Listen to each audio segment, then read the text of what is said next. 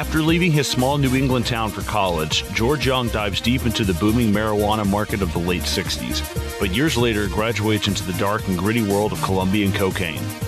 As business escalates, so does the violence and George's use of the drug in question. As the 70s turn to the 80s, George finds himself juggling his roles as husband, father, and drug trafficker, while all the while trying to keep the cops off his back and his head above water. Welcome to another feature presentation of Midnight Double Feature, and on this episode we'll be covering 2001's Blow, directed by Ted Demme.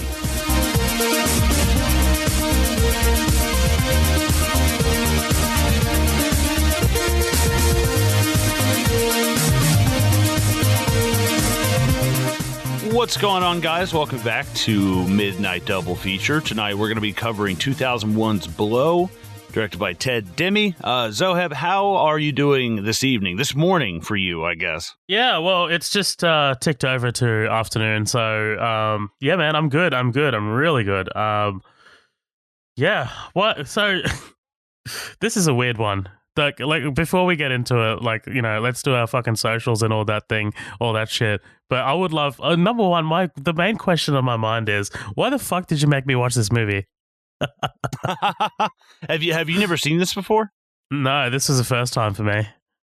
Oh my god, man, that to me, this was like a staple. Like growing up, like when I saw this, I was probably.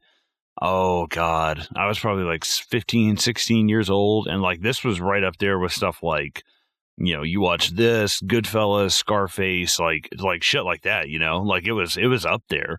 But that's so weird. That surprises me. You've never seen it before. Yeah. I mean, I was telling you off air. Sorry. I was telling you off air. I really like, movies about the cartel and shit like that, man. That's kind of like almost in my wheelhouse, man. Like, I love that shit, like the crime shit. Like, man, I don't have to tell you and remind you again that Sicario is my favorite movie of all time, and that fucking is all about the cartel. So, like, I love that kind of like subgenre of crime films, but this is just one that like flew under my radar, man. Like, I had never even heard of George Jung either. Wow, that's fucking crazy. I mean, I hadn't really either until this movie come out. I'm sure, like most people, I'd heard of Pablo Escobar, I'd heard of Norman's K, I'd heard of the cocaine boom in the 80s and stuff, but no, I didn't know like the specifics of it. And I mean, there's definitely some historical inaccuracies with this. I mean, it's a fucking movie.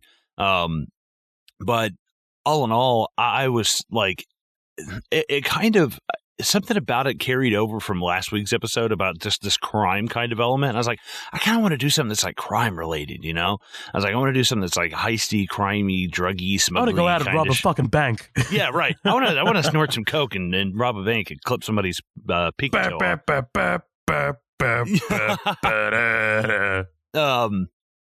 But yeah, I tell you what, you go first. You tell me what you thought of this, because I mean, it's my pick. I obviously like the movie. I think that's kind of like a given, but I want to hear what you think first. Yeah. Well, okay. Look, I'll get to my thoughts, but we didn't even fuck out. We just jumped right into this bitch. We didn't even plug our social fucking medias. So, guys, we're about to get into our thoughts on fucking what's this movie called again? Blow? Yeah, Blow. I'm kidding. I know what it's called. We're about to get into our thoughts on Blow. So just before we get into that, letting you know, full spoilers. We're going to go through it kind of sequentially. We're going to talk about it scene by scene, and get into it. Get into all of the, I guess, the themes and whatever the fuck, and make just silly jokes and all the other hijinks that we usually do. If this is your first time tuning in, this is what's called a feature presentation. We also have our upcoming attractions episodes. Those are usually hosted by Matt and usually have me on. And those are basically news episodes that we just kind of like talk bullshit about and, talk about the new trailers, give our little short reviews on what's out in the cinema right now. We just saw John Wick 3, so we reviewed that as well. Check that out. That's on the feed now. And we also have our special features as well, which is kind of like our sort of like one-off sort of special episodes. I think, Colin, I have a new one sometime coming soon, like seeing as Game of Thrones just finished, I'm hoping to have Jill back on. Nice. So, yeah, she's awesome, dude. Love to have her back on. And guys, be sure to follow us on socials. We have our Facebook page, which is Midnight Double Feature, and we have our Facebook group, which is The After Party. So feel free to jump in on that. Basically, that's where we post all of our memes, news, and previews of what's to come next on Midnight Double Feature. Love that community. That community is thriving. I love it. Also, we're on Instagram, which is at Midnight Double Feature, which is another awesome platform that we're on. Love that love that page. And we're on Twitter, which is at MDF Pod. And please be sure to review us on iTunes. That would be fantastic. If you think we need to improve, just tell us where, tell us what areas, and if we need to improve, be honest. Just give us fucking 1 star or give us 2 stars or whatever the fuck you feel like we need. That would be awesome. But the bottom line is that we would love to just get your feedback. So if you guys could do that, that would be awesome. Now, Blow. My thoughts on Blow. I thought it's okay. Yeah. Yeah, I think it's okay. So I think it's, if I saw it back in 2001 when it released, and take away from the fact that I was fucking 8 years old, if I saw it as a 25-year-old in 2001, I think I would have liked it a lot more. I think it's kind of like suffers a little bit because recently there's just been so much coverage of the Medellin cartel. Like, do you know what I mean? There's been so many movies, so many TV shows that have popped up, and they're mostly like fucking quality TV shows and quality movies, man. Yes. Like, you mentioned Narcos off air, dude. Like, Narcos is incredible. Those first 2 seasons. I haven't seen the others yet. Have you seen those 2 seasons? I actually haven't. It's one of the few, like, I'm admittedly a TV ignorant person, but it's one of the few TV shows I'm like, whenever I like get sick or whenever I break another bone and I'm out of work for like a week, I'm gonna sit down and like binge this show. Yeah, it's dude, it's incredible. Especially those first 2 seasons, Ben's really good, really good. But another film, actually, that, as I was watching Blow, kept coming to mind was a movie called American Made. Have you heard of that? Oh, man, that sounds really familiar. I don't think I've actually seen it, but I think I know what you're talking about. Yeah, so American Made is a movie starring Tom Cruise, directed by Doug Liman. It came out in 2017. I'll read you the plot synopsis, right? It's very similar. And I think, in my opinion, I think it told the story a little bit better. It's not the same guy, by the way. So Barry Seal, a TWA pilot, is recruited by the CIA to provide reconnaissance on the burgeoning communist threat in Central America, and soon finds himself in charge of one of the biggest covert CIA operations in the history of the United States.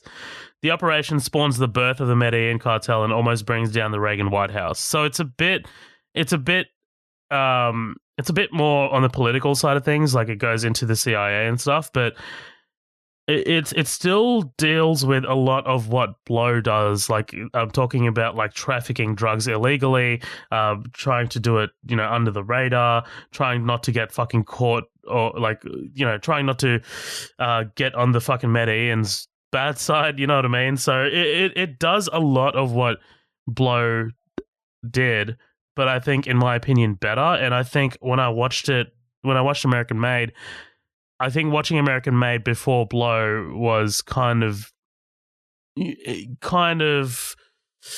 putting Blow at a disadvantage, because I guess there weren't movies like American Made back in that time in 2001. So, but yeah, man, look, I thought it was decent. Like, it's definitely worth a watch. I think the story of George Jung is a lot more interesting and a lot more engaging than the actual filmmaking of the movie. I don't think, dude, who's the director? Is it Ted Demme, right? Yeah, Ted Demme. Yeah. Mm-hmm. So the name Ted Demme came up, and I was like, oh, Ted Demme, the guy who directed fucking Silence of the Lambs? And I was like, no, that's Jonathan Demme, who passed away recently. How much do you know about Ted Demme, dude? I did a little bit of digging into him. Not a lot. I know that Jonathan Demme is actually his uncle. Oh, okay. There you go. Fucking there you go. I know that he died like right after this came out. Like ironically, he had a heart attack and there was like cocaine in his system. I was like, oh wow, that's crazy. Right, that's what I was gonna say. Like he died on January 13, 2002 while playing a celebrity basketball game. And he collapsed. He died of a heart attack, which may have been related to cocaine. Actor Michael Rappaport from fucking Prison Break, he was one of the participants in the game and missed a taping of fucking Dinner for Five or some shit. I don't know why this is saying that, but that's not very relevant. Demi was cremated, blah, blah, blah. So, yeah, man, like that's crazy. Like that is wild. The fact that he died just so recently after this film came out. Awesome. Like I was about to say awesome. Jesus. Fucking wild. Yeah, like right after this motherfucker comes out. Like, man, that's crazy. It's like almost some spooky shit. It's like, that's kind of ominous, you know? It's eerie. Yeah, it's eerie as fuck. I think this is one of Johnny Depp's better roles. I think this was 2 years before Curse of the Black Pearl came out, so this was 2 years before he kind of hit that. Like, he was already famous, but this is before he became like fucking A-list megastar, you know? Like, this is before some stratosphere shit. Right, exactly. So, I mean, like, he'd already played Edward Scissorhands and all that shit, so he was already pretty famous, but I thought he was good. Like, I didn't really... I think it was tough for me to connect to the George Jung character. And sort of like Johnny Depp's sort of portrayal of him, like it was just a bit like I'm not really buying it, like I'm not really into it. And then like that kind of suffers when you get the character like Penelope Cruz's character, by the way, an hour into the movie. Like like I was just like, where I messaged you, I'm like, where is the Spanish titties? Where are they? Like, no, but yeah, like I couldn't really buy their relationship, and yeah, I don't know.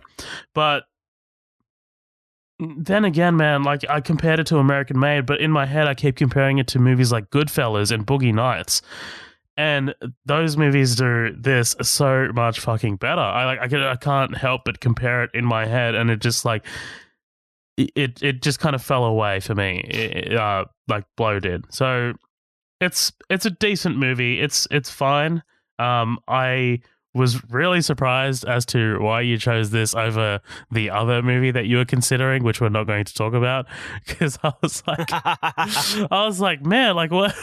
How did those two even like stand up in your mind, like next to each other?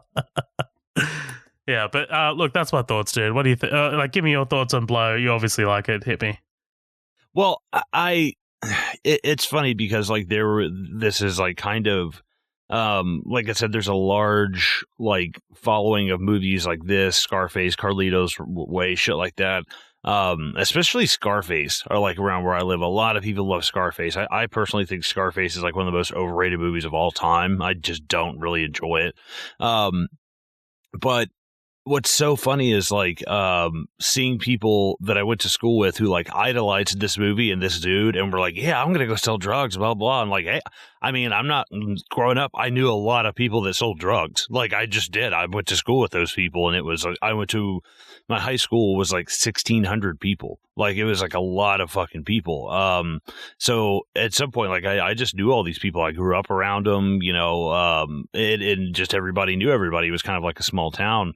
A smaller town, but it was so funny seeing the Johnny Depps and the Tony Montanas and stuff that get idolized, and these guys' stories are just about like the rise and fall. And it's interesting though with George Jung though, because they kind of like I'm trying to think, they like heroize him like so much in this, like even though this guy, I mean, if you really want to break it down on like a moral scale and say, well, you know, this guy helped fund one of the worst, you know, wars in human history between, you know, the Median cartel and all these, you know, like all the communist rebels and all this other stuff. Like, if you want to get into that, you can. But he just comes across as like so charming and so free spirited that we kind of like forget about that. And I do think that that's one thing that we only get like a little touch of in this is like the violence surrounding all this. There's really not anybody ever like killed except for one dude, but when it does happen, you're like, holy fuck, like it's brutal. But I really, really like this movie, and I don't love it as much as I used to. Like, I used to put this like up there. Like, this was probably like my top favorite 50 movies, and I think it still might be, but it's just kind of like lower down on the scale somewhere now. It's not as high as it used to be. Just because there are some things. It's like, oh yeah, this was definitely made in like the early 2000s, so like there's some stuff that like doesn't really make a whole lot of sense to me, and they punch up a lot of this, like they punch up a lot of the story, like this woman at the beginning, Barbara, like his first wife, for lack of a better term, like I'm like 99% sure she didn't even exist.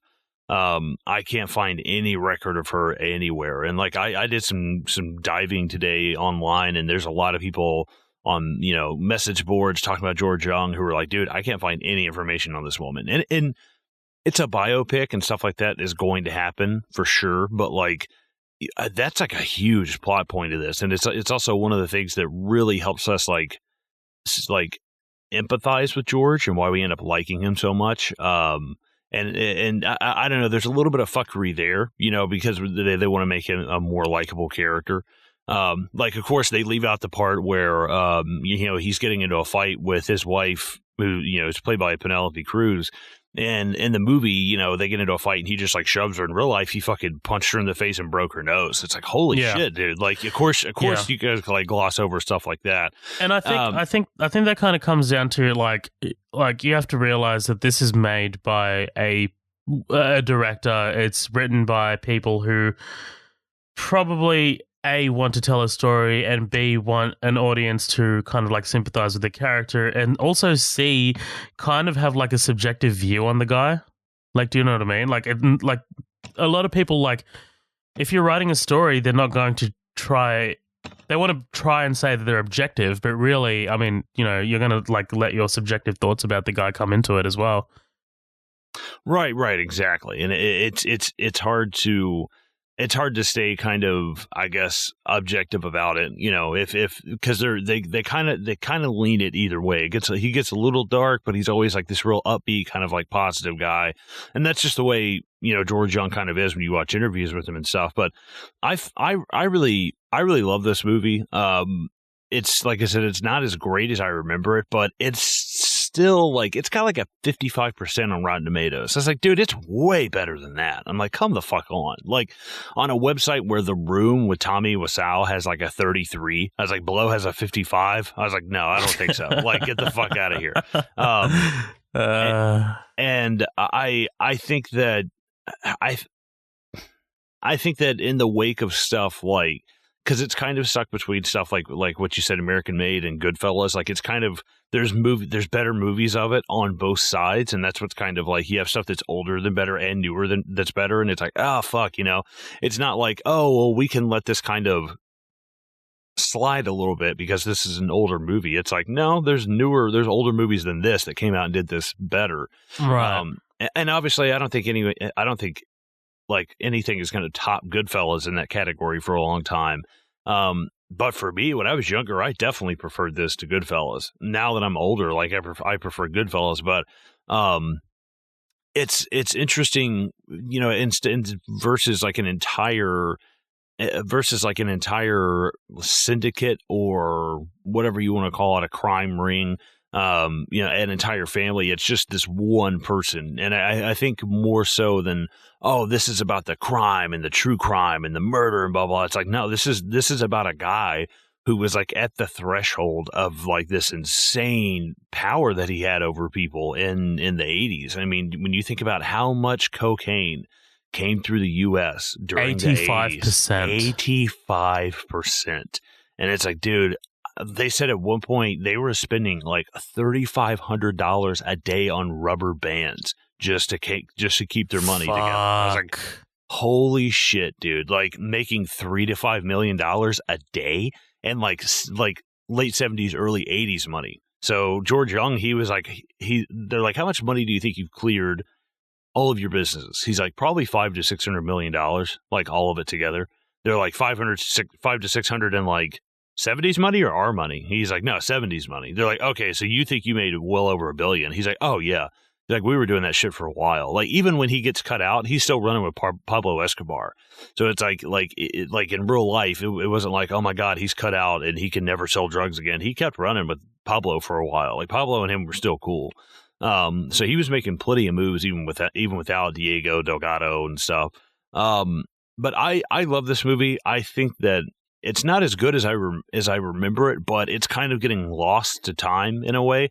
And I don't like that. I do think, I'm like, man, it's better than that. It's a really, really great like period piece. Like, when I first saw the stuff for Bohemian Rhapsody and I saw the trailer for it, I was like, this almost reminds me of Blow. Like the way that I mean, not just because, you know, Freddie Mercury snorts a lot of cocaine, but because of like this amber kind of like 70s color filter on stuff. You know what I mean? It had this great like 70s shine to it. And and later on, what I think I love about the movie is that shine kind of starts to go away. Whereas like towards the end, it's all these real like dark blues and these kind of like, it's these very cold kind of color palettes. And I love that about it. Oh yeah, dude. When he arrives in California, it's all bright as shit.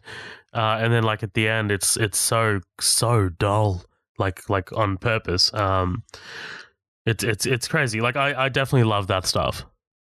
Yeah, it's like when you first get to California, Starburst just jizzed in your face. You know, it's just like this explosion of color. Titties. But yeah, and I hope this movie gets like more recognized. I don't want it to get swept under the rug as something that's not as good as like Goodfellas or American Made or something, because I can tell that's happening. It has this early 2001 Johnny Depp reputation now, where it's like, well, you have an actor who's kind of controversial now, and it came out at a time where a lot of good movies weren't coming out, and I can see this kind of getting swept under the rug and lost to time. And I would just fucking hate that. I actually, when I had theater in high school, I did 2 of the monologues from this, and my theater teacher was like, "Are you sure you want to do this? Like, this is really sad." I was like, "No, it's cool. It's a really good, it's a really good monologue." I did the one where he's talking to his dad at the tape recorder at the end, and the very, very last one, the kind of narration that comes off. But I just thought, man, and I'm pretty sure that very last one is actually written by George Jung, because it's based off kind of like a book that he was writing. So he's a writer, and he's written some like interesting stuff. But well, we should also mention that this is based on a book, right? Right. Yeah. I see what's funny is like the original title, I think it was some crazy name. It was like, I've got it. Grazing Outside. What is it? Oh no, I don't have that. I've got the book's name. Like Bruce Porter's 1993 book, Blow, how a small town boy made $100 million with the Medellin cocaine cartel and lost it all. Right. The original title before Blow was something crazy like Standing in the Night Grazing to something. It was something crazy. And it was something so weird. And then what's hilarious is I'm watching all these George Jung interviews, and he's like, "Oh yeah," and the secretary walks in for the author, and he's like, she's like, "Why don't you just fucking call it Blow? That's what everyone else calls it." And he's like, "Oh, okay, cool. We'll just call it Blow." It was like, they're like, "Fuck it, let's do that." But I say we go ahead and jump right into this shit. What do you think? Yeah, man. I've got one more thing before we dive in. So this was written by Nick Cassavetes, which is pretty cool. So I don't want to go past that just quickly. So Nick Cassavetes directed The Notebook and another movie that I like, Alpha Dog. He's actually pretty solid. Like, he's been in a fucking shitload of stuff if you look up Nick Cassavetes. But he's also the son of John Cassavetes, who was a massive director back in the day. Didn't want to go past that. But yeah, let's fucking dive into this shit, dude. Let's do it, man. And I do want to note something interesting. Just to jump into some trivia, like since you were just talking about trivia, let's just dump all this at like the front. Yeah, you might have noticed Dennis Leary is like one of the producers of this movie. Did you notice that at all? I did. He was actually really good friends with Ted Demme, and he ended up meeting George Jung. And apparently it's Dennis Leary who got the ball rolling on this. He read George Jung's book and was like, okay, cool, let's get the ball rolling. And he was originally supposed to play George Jung. And what's interesting is that super weird, right? But they either ship off the book or a script written after they get the book, but they send it off to New Line Cinema, and Michael DeLuca gets it. Does that name ring a bell to you, Michael DeLuca? Yeah, it does. Remind me. He wrote In the Mouth of Madness, and he's like he's one of the big wigs over at New Line Cinema. So he says, hell yeah, I'm totally down to do this movie, but fuck no, we're not using Dennis Leary. Dennis Leary is a B actor. Literally what he says. He's like, we need an A actor. Up here, ironically, you're talking about American Made, it gets shipped around. Tom Cruise comes up. And George Jung says, fuck no, fuck you, and fuck that. He goes, he said, Tom Cruise has never smoked a joint in his life. He has no idea what he's talking about. And so that gets thrown out. They end up going with Johnny Depp, and the rest is kind of history. But there was a lot of crazy shit. Like Johnny Depp would just follow him around the prison, watching him smoke cigarettes and tell stories. And he said about after like the 6th or 7th time he showed up, he said, you know what, I'm not fucking doing this anymore, John. He's like, I'm fucking done. He's like, what do you mean? He's like, if you don't have me by now, you fucking ain't going to get me. He's like, that's just it. And he was like, all right, cool, I got it. And that was it. They just, he never showed up. He's like, all right, cool, I got you. And like watching the interviews and stuff, his portrayal is actually pretty accurate. Like his mannerisms, the way that he talks, he kind of has this like croaky, throaty kind of way that he talks. It's interesting. Like in the accent, because a lesser actor takes this accent and just like really you sound like Matt Damon in The Departed, like, oh my god. Yeah. But luckily, he just doesn't like run wild with it, and it's believable, especially after you hear the real George Jung. But we open with this Rolling Stones track, Hear Me Knocking, being played over the process of seeing this fucking cocaine made. What did you think about this opening? Like at first, because I was like, "Wow, that's really how they do it." Like I thought they just like rub the leaves together until they turned into powder or something. I don't fucking know. Well, I like I said, I'd already seen Narcos, so I already knew like this is already included in Narcos. But yeah, I do like this is something that I like about these kinds of movies. I like the sort of like the montage-y storytelling. I like that. Like, if you throw too many montages in there, it's going to get a little repetitive and it's going to get a little boring. But I like this stuff, especially right at the start as you front loaded here. No, for sure. And that's like this movie. That's one thing. It moves so incredibly fast. Like it like from the time, like, I know what you were talking about earlier. It's like, oh my God, where the fuck is Penelope Cruz? She's like top bill. She didn't even come in for an hour. But it's actually interesting because it's literally like his live split right down the middle. Like right at the hour mark, she comes in. And then she's in there for the rest of the movie. So it's kind of interesting to see this life like literally split right in half. Because right around, I think about the hour mark is where, like the weed shit kind of dries up and he starts going with coke. Or I think it's about like 45 minutes in or so. But yeah, this totally surprised me. I was like, what are they making? Are they making like coconut oil? Like, what the fuck is that? Like watching this shit, I was like, oh, they must be making like oatmeal. That looks gross though. It's like cottage cheese. Yeah, we see this being made while the men load coke up into the truck. One of them is our narrator, of course, George Jung. So many people George Jung because it's Jung. Did you notice that? Yeah. Oh my God, dude. Yeah. I'm listening to like an audiobook on him today at work, and it's just like, and that man's name was George Jung. I'm like, Jung? Really? I was like, is he Asian? Does he look Asian to you? His last name's not Hung, God damn it. No, it was just ridiculous. It's like, dude, so like everything else, his last name is Young. I was like, why the fuck? Like, you sound like a more, and it had to be every single time that they were like, George Jung grew up where George Jung grew up. And it's like, dude, every time they had an opportunity to say his full name, I was like, this is so dumb.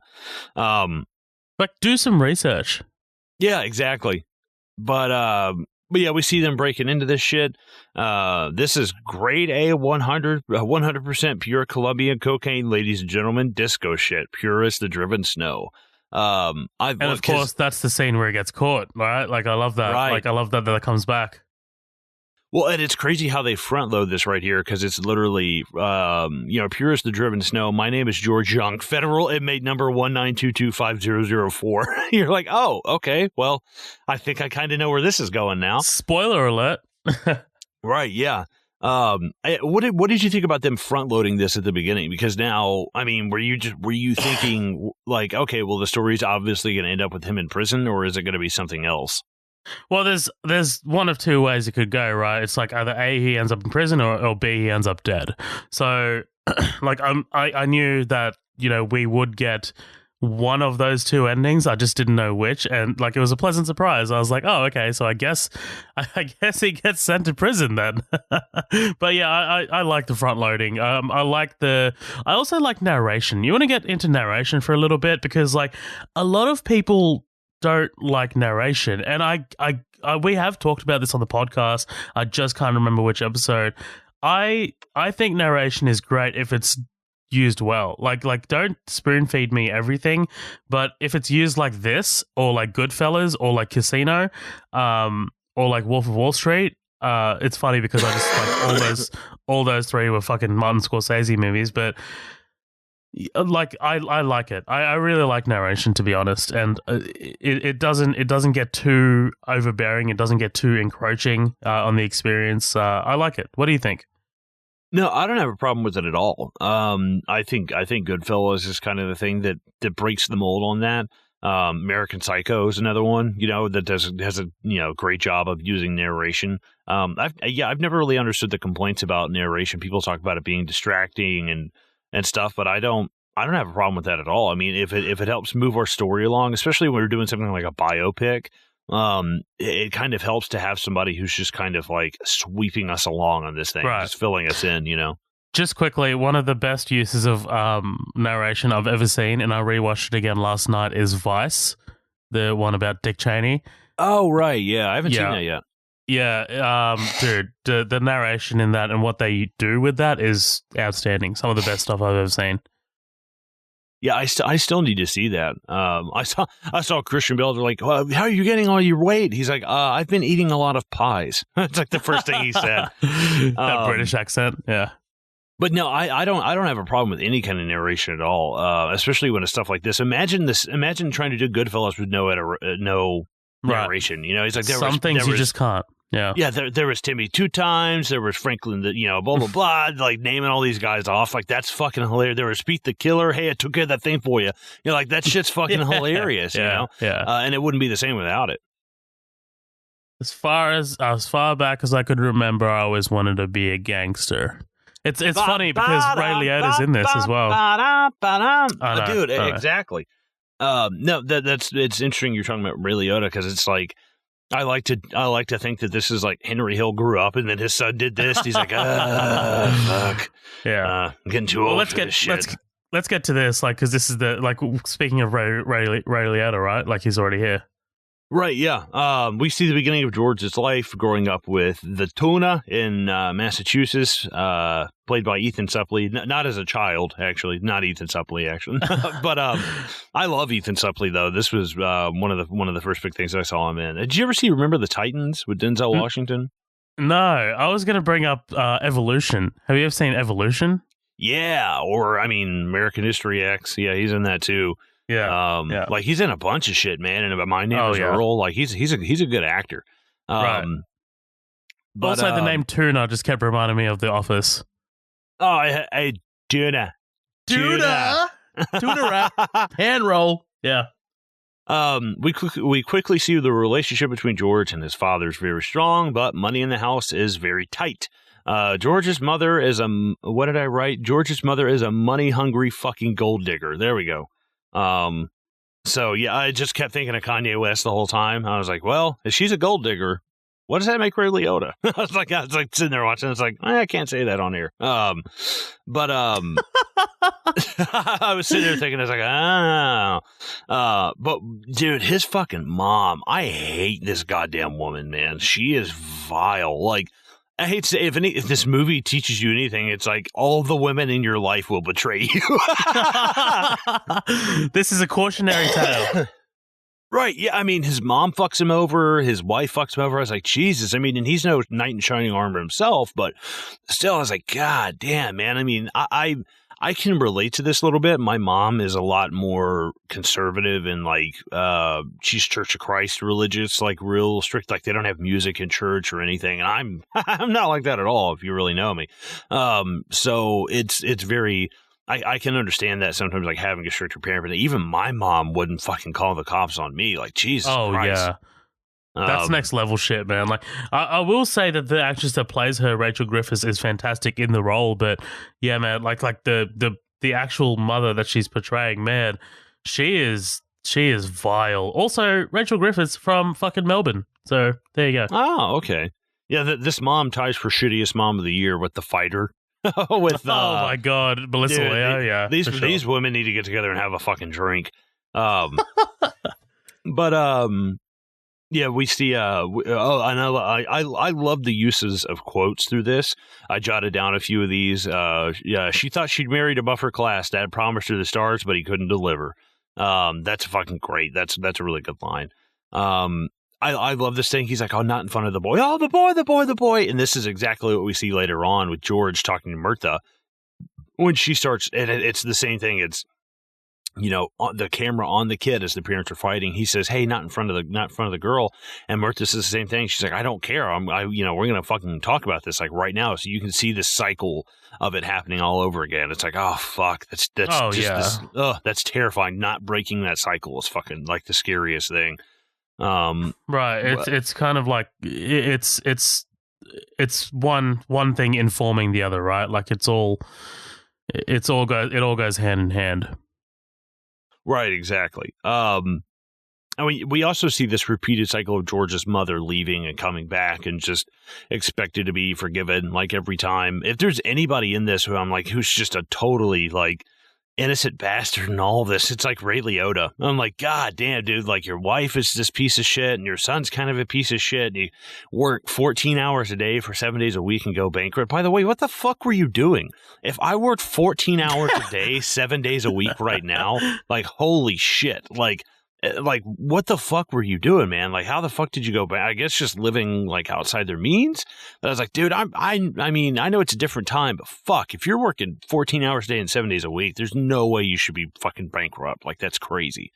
Like, what about your double time? What about floating holidays, 401k, pension? What's going on, dude? Like, that's what I'm saying. Like 14 hours, like doing what? Like, right, working minimum wage at McDonald's? Yeah, I was like, what are people not able to pay you real money, so they pay you with like hens and chickens and eggs and shit? Fucking Monopoly money? Yeah. Is it like that kind of shit? Like, but I like this pattern of George's father, though, not holding people accountable. Like he barely holds George accountable. Like he definitely doesn't hold his mom accountable. Every single time she comes back, he's just like, oh, hey, there you are. How you doing? Well, blah, blah. Like he's kind of like Jerry from Rick and Morty, kind of like he doesn't really stand up for himself and put a foot down. But at the same time, he's just this unbelievably sweet and nice guy. I think he just kind of lets the people that he loves kind of like walk all over him. And I hate that, but it's, when you start watching, this guy never says anything like, no, I'm not doing this, fuck you, blah, blah, blah. Like he just always takes it, because it's just for the greater good, of the benefit of the relationship in its entirety. The greater good. The greater good. George's father finally files for bankruptcy. This shit, let's go get some ice cream. Dad, I don't want ice cream. I'm worried. Are we going to be poor? Like when you're up, it's never as good as it seems. And when you're down, it seems like you're never going to get back up again. Oh, that's fucking good, man. If that's good. Like, that's such a good description of like when you're up on top of the world and you're like, like I felt like this was so much farther away than it really was. And it's like, this is like, it's so funny that like the grass is greener on the other side kind of thing. But I think like this thing is just chopped such full of like these little insanely like wistful quotes. I love it. George says that he never wants to be poor. Then you won't be. Cut to 1968, George and Tuna have moved to California. George and Tuna are quickly introduced to Barbara and her flight stewardess friends, and they try pot for the first time. I love this, them smoking on the beach. I actually thought this was... Oh, yeah, that, like, it's awesome. But, like, I actually thought before, like, it said Manhattan Beach, California, I actually thought it was Miami. Because, you know, every fucking cocaine story takes place in Miami. And, like, every time you see Miami in film, it's always got that sort of, like, light, sort of yellowish filter on it. Yeah, they're basically just in Vice City from Grand Theft Auto. Yeah, pretty much. But, this whole, as soon as he smokes for the first time and he kind of, like... chokes a little bit. Like I just thought about fucking Shorty from Scary Movie 2. Take it to the head. Take it to the head. Oh, son. Oh, that's like the first thing I thought of. Shit, son. When this episode first started, I was going to be like, so Zoheb, have you ever tried cocaine before? I was just going to fucking come and hit you. And I knew you were going to say no. And they'd be like, do your parents know you've never tried cocaine? Or your parents know you tried cocaine before? And you're like, yes. Wait, no? Fuck. Like trick question me into it, you fucking bastard. But no, this shit is crazy. Just this time and place that they're in, because the color scheme of everything when they get there, it's a lot of yellows and greens and oranges, and he's like, oh, everybody was independent, everybody was liberated. They use words like far out and right on, you know, and they all had the same position. They're like, oh, flight stewardess. I love the one who points in the air. She's like, yeah, up there. I'm like, no, I thought you were a flight attendant on a fucking bus. I'm sorry. Not to mention that they're all fucking gorgeous. Right, every one of them, even with their crazy, like, pointed nipple fucking 60s, like, bathing suits. It's like, I was like, God, that must be, what are your tits, just like a polygon? I was like, how the fuck does it even fit in there? It's like a jagged shape. And this is, this is where we meet Barbara. Dude, at first I was like, Famke Janssen? From X-Men? That's like the first thing that I thought for a second. I was like, I could totally see this chick being like the X-Men or something. But her, I have seen her before. She's from the Bourne trilogy, like the first three first two. The first two. Sorry, she gets killed in the second one. Spoiler alert. Well, and she's in something called like Run Margot Run. I remember that from something. That's kind of a bigger movie. It came out in like 98, I think. But yeah, and she's a German-born actress. I don't have her name, but she's like Franca Potente. Thank you. But you can tell with her accent sometimes, like it definitely fucking slips through. But it's kind of sexy, you know. Like I love that she's like, I love it. He's like, oh, I need more. She's like, I only have 2 suitcases, and I can't come back here every day. I'm like, oh god, I love that kind of like mixed like accent shit. But just important to note that we meet Barbara right here as well. Eventually, Tuna comes home with a bag of oregano and says that he wants to sell pot. Barbara laughs and says that she can set him up with her guy, Derek For Real, played by Paul Rubens. Remember the last time we talked about Paul Rubens? Yeah, what was it? What was he in? Was it In the Mouth of Madness? No. I think Christmas time. What was it? Batman Returns. Oh, fucking Batman Returns. Yeah, shit. Yeah, and I remember saying Pee-wee's not a big thing here. No, yeah, dude, I'm not gonna lie. I never watched it growing up. It was a little bit before my time, a little bit. But no, I don't, like, the first thing I ever saw him in was, like, I think, like, this. This was, like, this and, like, Buffy the Vampire Slayer or, like, Batman Returns were, like, some of the first things I ever saw him in. But what did you think about Derek For Real in this movie? And what a fucking Derek For Real. Yeah, I know. apparently the real guy's name wasn't Derek For Real, though. I can't remember what it was. I'll need to look it up. But yeah, he was fine. Like, he was a little over the top, though. Like, okay, we get it. He's gay and he's in California and he's very open about it. Like, I don't know. Well, it's funny actually, because I read an article about the guy who played the real, like, Derek For Real, and he actually kind of just like faded into obscurity and died kind of like poor and in Mexico. Richard Burriel was his name. But they said he was kind of like pissed with the way that he was portrayed. He's like, we didn't fuck George out of his money because we were greedy. We all thought he was fucking dumb and he was going to get all of us fucking popped. Like, we didn't do it because we were greedy. Like, we didn't care about any of that. Like, at that point, we were making so much money, it was beyond greed. We're like, but it wasn't anything about that. And he was like, and I definitely wasn't a gay hairstylist. He did own like restaurants and nightclubs along with a hair studio, but wasn't anything like to the extent that they play it up as. But I don't mind that so much because this is also the guy's name is completely changed. I think it's different if it's like, oh, this is Richard Burriel and this is the way that he acted. It's like, well, no, that's not accurate. Right. But this is not Richard Burriel. This is a totally different entity now. Yeah, I don't mind when movies do that, like in these true story sort of like situations, like they kind of. Like this isn't a completely fabricated character, but sometimes you get a character who's like an amalgamation of like multiple people. I don't mind that if it serves the story a little better. Well, that's like Mike Myers in Bohemian Rhapsody. You know, he that's it. Yeah. Was it like Ray Parker or something that he plays? Like, that's not a real guy. Yeah. Yeah, this where we meet Paul Rubens, tune in George, meet with Derek, and get to work selling. I love that shit. He's like, well, what is that? That's your pot. He's like, well, that's a little bit more than we had in mind. Well, I'm not nicking a nickel and a diamond here. Do you want it or not? like, dude, that is like I've never sold drugs. I've never been a drug kingpin. I've never done anything crazy like that. Like, I have had some crazy times in my day, and I have definitely partied some, but I have never seen the amount of marijuana he pulls out into that bag. Oh, like, dude. Holy good mother of God. It's like a forest. You can start a state forest with that shit. Dude, I was like, holy fuck. Like, when he pulled that bag out, I was like, do you have any idea how much money that bag would be worth today? If that were filled with like the best of the best that you would get today, that bag would be like fucking anywhere between $7,500 to $15,000. I'm gonna guess, like anywhere in between that. Like, if you sell it at street market value, it's like, holy fuck. It's every time I see that bag, I'm like, what the fuck? Like, that's crazy. It's massive, dude. Like, have you? It actually reminds me of.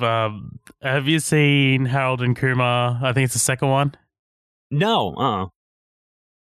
Oh my God. Okay, so because they're potheads, right? Like, there's a scene where I think it's Kumar, and he's just like fantasizing about this massive bag of weed, just having sex with him.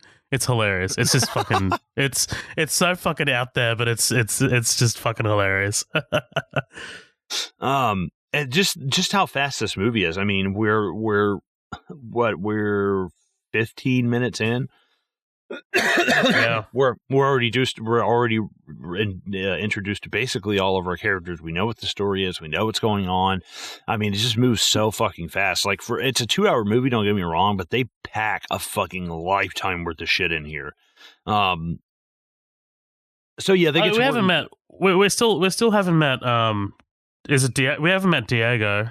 No, that doesn't happen for probably about the 45-minute mark. Like, that's where that's what I'm saying. Like, the second half of his life literally comes in like the second half. It's kind of interesting, like the timing of it. But like this is to me where I wish sometimes I could just be like, and they lived happily ever after, and George didn't push his luck. The end. And dude, it's like You need to see Vice. like I keep thinking of Vice because I saw it literally last night, and there is a moment in that movie where it's like, if Dick Cheney retired right fucking now and didn't pick up this phone call, then this shit wouldn't have happened. And the movie makes you realize that. Like, like I hate to keep like talking about it, but it's just so relevant to what we're talking about. Adam McKay is the director of that. He did The Other Guys in Talladega Nights and shit. But he is so meta with that movie. What he does with that movie is like, so Dick Cheney and like, his wife walking around and shit, and like, it could have been happily ever after. We wouldn't have fucking like, Iraq would never have invaded and shit. Like, nothing would have happened. What happens is like they fucking roll the credits like midway through the movie. Like, you know what I mean? right? It's just like, oh, okay, the movie's done, and then it's like a phone call, and then it's just like, oh shit, like, you know what I mean? You kind of have to see it. It's so meta, and like that reminded me of exactly what you're talking about here with George Jung before he got into that second part of his life. No, yeah, that sounds exactly like what I was just talking about. I need to see that immediately. God, he just looks insane in that movie. It's so great. Oh yeah.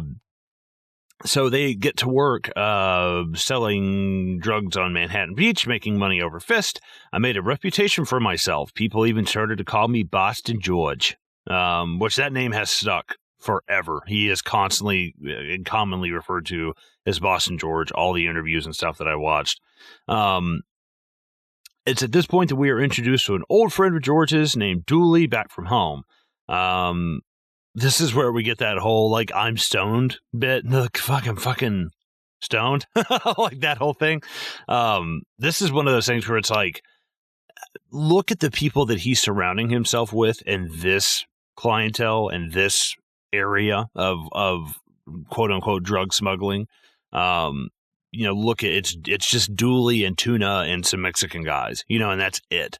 Like, and then later on, you're fucking jumping shit off of entire islands. You're getting shot. You're getting people fucking threatening you. Like, you're meeting Pablo Escobar. Right. Yeah. And it's just the escalation is insane. And I think that this is a good time to, like, mentally in this movie, look around where you are, because just despite the fact that you want to go bigger and better, this is like, dude, if this were my life, holy fuck, would I die a happy man? Like just living on the beach in California in the 60s, like selling weed, like, holy shit, that's fucking stewardesses all around you. Right, exactly. But this, like, it's like, just take a snapshot of this in your mind, because this is about as good as it's going to get. And it's crazy because you just think that you can get so much better than this. Dooley even says, oh man, I wish there was stuff like this back home. This grabs George's interest, doesn't it? He's in it now, man. Like, he's you can see the wheel spinning in his head and everything. Oh yeah, like as soon as he's like, man, I wish there was stuff like this back home. He's like, what? he's like a shark with blood in the water. He concocts the plan to have Barbara take 100 pounds a week back to the East Coast college towns willing to pay out the nose for their Mary Jane. Holy fuck! Like, what he's talking to him about, it's like $500 or $600 an ounce, I think, or something like that. He said, or a pound. That's absolutely insane. Like, now that would be like $2,500 to $3,500. I love this montage, like we were talking about, the I need more montage with Dooley. He's like, more, I need more. This is fucking great, and like she says, what do you expect me to do? I can't fly back here every day. I can only carry 2 bags. Well, tell George. George will think of something.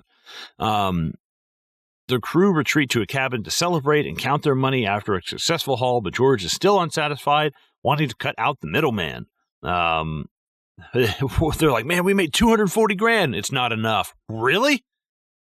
It's not enough. Fuck. For what? That's ambition, dude. That's Breaking Bad. What is it not enough for? Like, what are you trying to buy? It's like, I swear to God, you come up and $240,000. If you come up and put $240 in my hand right now, I'd be like, hey, I'm feeling pretty good about myself. Well, that's what I'm saying, man. Like, it reminded me very much of Breaking Bad. Like, in that, I mean, without spoilers, he starts off with the best intentions, and then it's like, once you start seeing the money, like, starting to roll in and starting to realize just how big you can go, or like, like, there's no one to stop you. There's no one who's even looking into you. Like, you can do this pretty much unfettered. Like, that's going to pretty much trigger something in your mind. It's just like this kind of complex that you're just like, oh well, I'm on top of the world, so I'm gonna keep going. To be honest, like, it's just the price of ambition, right? And it's like, why stop a good thing, But yeah, they retreat to this cabin. They're counting their money. And you guys know how to speak Spanish? Do you speak any Spanish? Can you speak any Spanish? No. Oh man, there's a couple of people that I work with that English is like their second language. They're like straight couple over from El Salvador. A couple of people are from Mexico. So all the time at work, I'm like, "Como se dice asshole?" You know, I'm like, "How do you say this?" And I'm constantly coming up and asking them how to say stuff. And now I can tell my Spanish is getting better because I'm reading the subtitles and I'm like, "Hey, I know that fucking word." I'm like, "I know that." And she's like, "Oh, hijo de un puta." She's like, "Oh, she called him a son of a bitch." I fucking know that one. I know a lot of the curse words. I don't know, but I don't know how to conjugate stuff. That's my problem. Duolingo, though, that's a good app for actually learning second languages. I had that for a while on Spanish. But I've always wanted to learn Spanish. It's a fucking awesome language. It's so much like simpler than English, but it fucks me up. Like if you were to say like a red car, you know, to us it would be like a red car, el rojo carro. But to them, it's el carro rojo. Like you would say a car red. It's backwards. It's fucking weird, dude. Yeah, so that's dude. Like when like Penelope Cruz is like going off in Spanish, I'm just like, man, this seems like a hard language to grasp. Like she's just firing shit out of her mouth, and I'm just like, fuck. Right, because later on, I was like, is she speaking Portuguese? Because like he says, you know, mucho gusto, which is like it's nice to meet you, and she says igualmente, which is like likewise. But I think it's likewise in oh, sorry, I just fucking said it. Portuguese. I don't know if it's likewise in Spanish. I'm not sure. Either way. So George and his crew end up making their way to Puerto Vallarta, Mexico in 1969 to find some mota. Wandering the streets and asking complete strangers where to find pot. Jesus Christ. Dude, I thought... No, go ahead. I thought like... I feel like, I feel like we have a little delay in our comms, but it doesn't matter. I thought one of these guys was fucking Danny Trejo. Like, there's a guy that looks almost exactly like Danny Trejo. No, yeah, the guy who like, of course, Danny Trejo's in this movie. Yeah, the guy who comes up to him at the end, he's like, Mr. George, ¿quieres mota? Right. No, yeah, right. I kept expecting to see fucking Danny Trejo pop up somewhere. Dude, there's no way. You're telling me these two fucking pretty boys. Yeah, you got Tuna and George walking around with all these stewardesses. Go try that shit in Mexico today, dude. You come back with your fucking head on a platter. Like the shit that has gone on in Mexico now. Like there was all this shit. Like a few years ago with El Barbie, who was like a Texas high school football player who just fucking tried to take over the drug market in Mexico and ended up actually taking like a huge bite of it and shit. Like, but they called him El Barbie because he was like a pretty boy and shit. I was like, dude, not only would they fuck all of these women, they would fuck all of these men, especially Johnny Depp. I'm like, oh my God. Fuck. Mexico and especially like Tijuana and shit, like that shit's scary now, man. So I've always wanted to go, but like my friends at work, my friends at work who are from there are like, no. They're like, there's a reason we live here. I was like, okay, cool, I believe you. But they ended up waking their way to Mexico. Eventually, George is approached by a man who introduces him to Sanchez, who's the farmer, a marijuana farmer who then supplies George. This scene is fucking great. Ramon tells me you're looking for some mota. God, there's something about just the Spanish language mota. Like I love their words for stuff, man. It's great. Which actually we had to take 4 languages when we were in high school, and like people were taking French, and I was like, yeah, you know, because in Tennessee we have that overly large French demographic, you know, because we're so close to the French border. Dude, you think that's weird? I had to learn Italian. That's because you rattled off some Italian shit one day. It scared the hell out of me in here. I thought you were fucking. I thought you were going like. You thought full I was exorcist. putting a curse on you.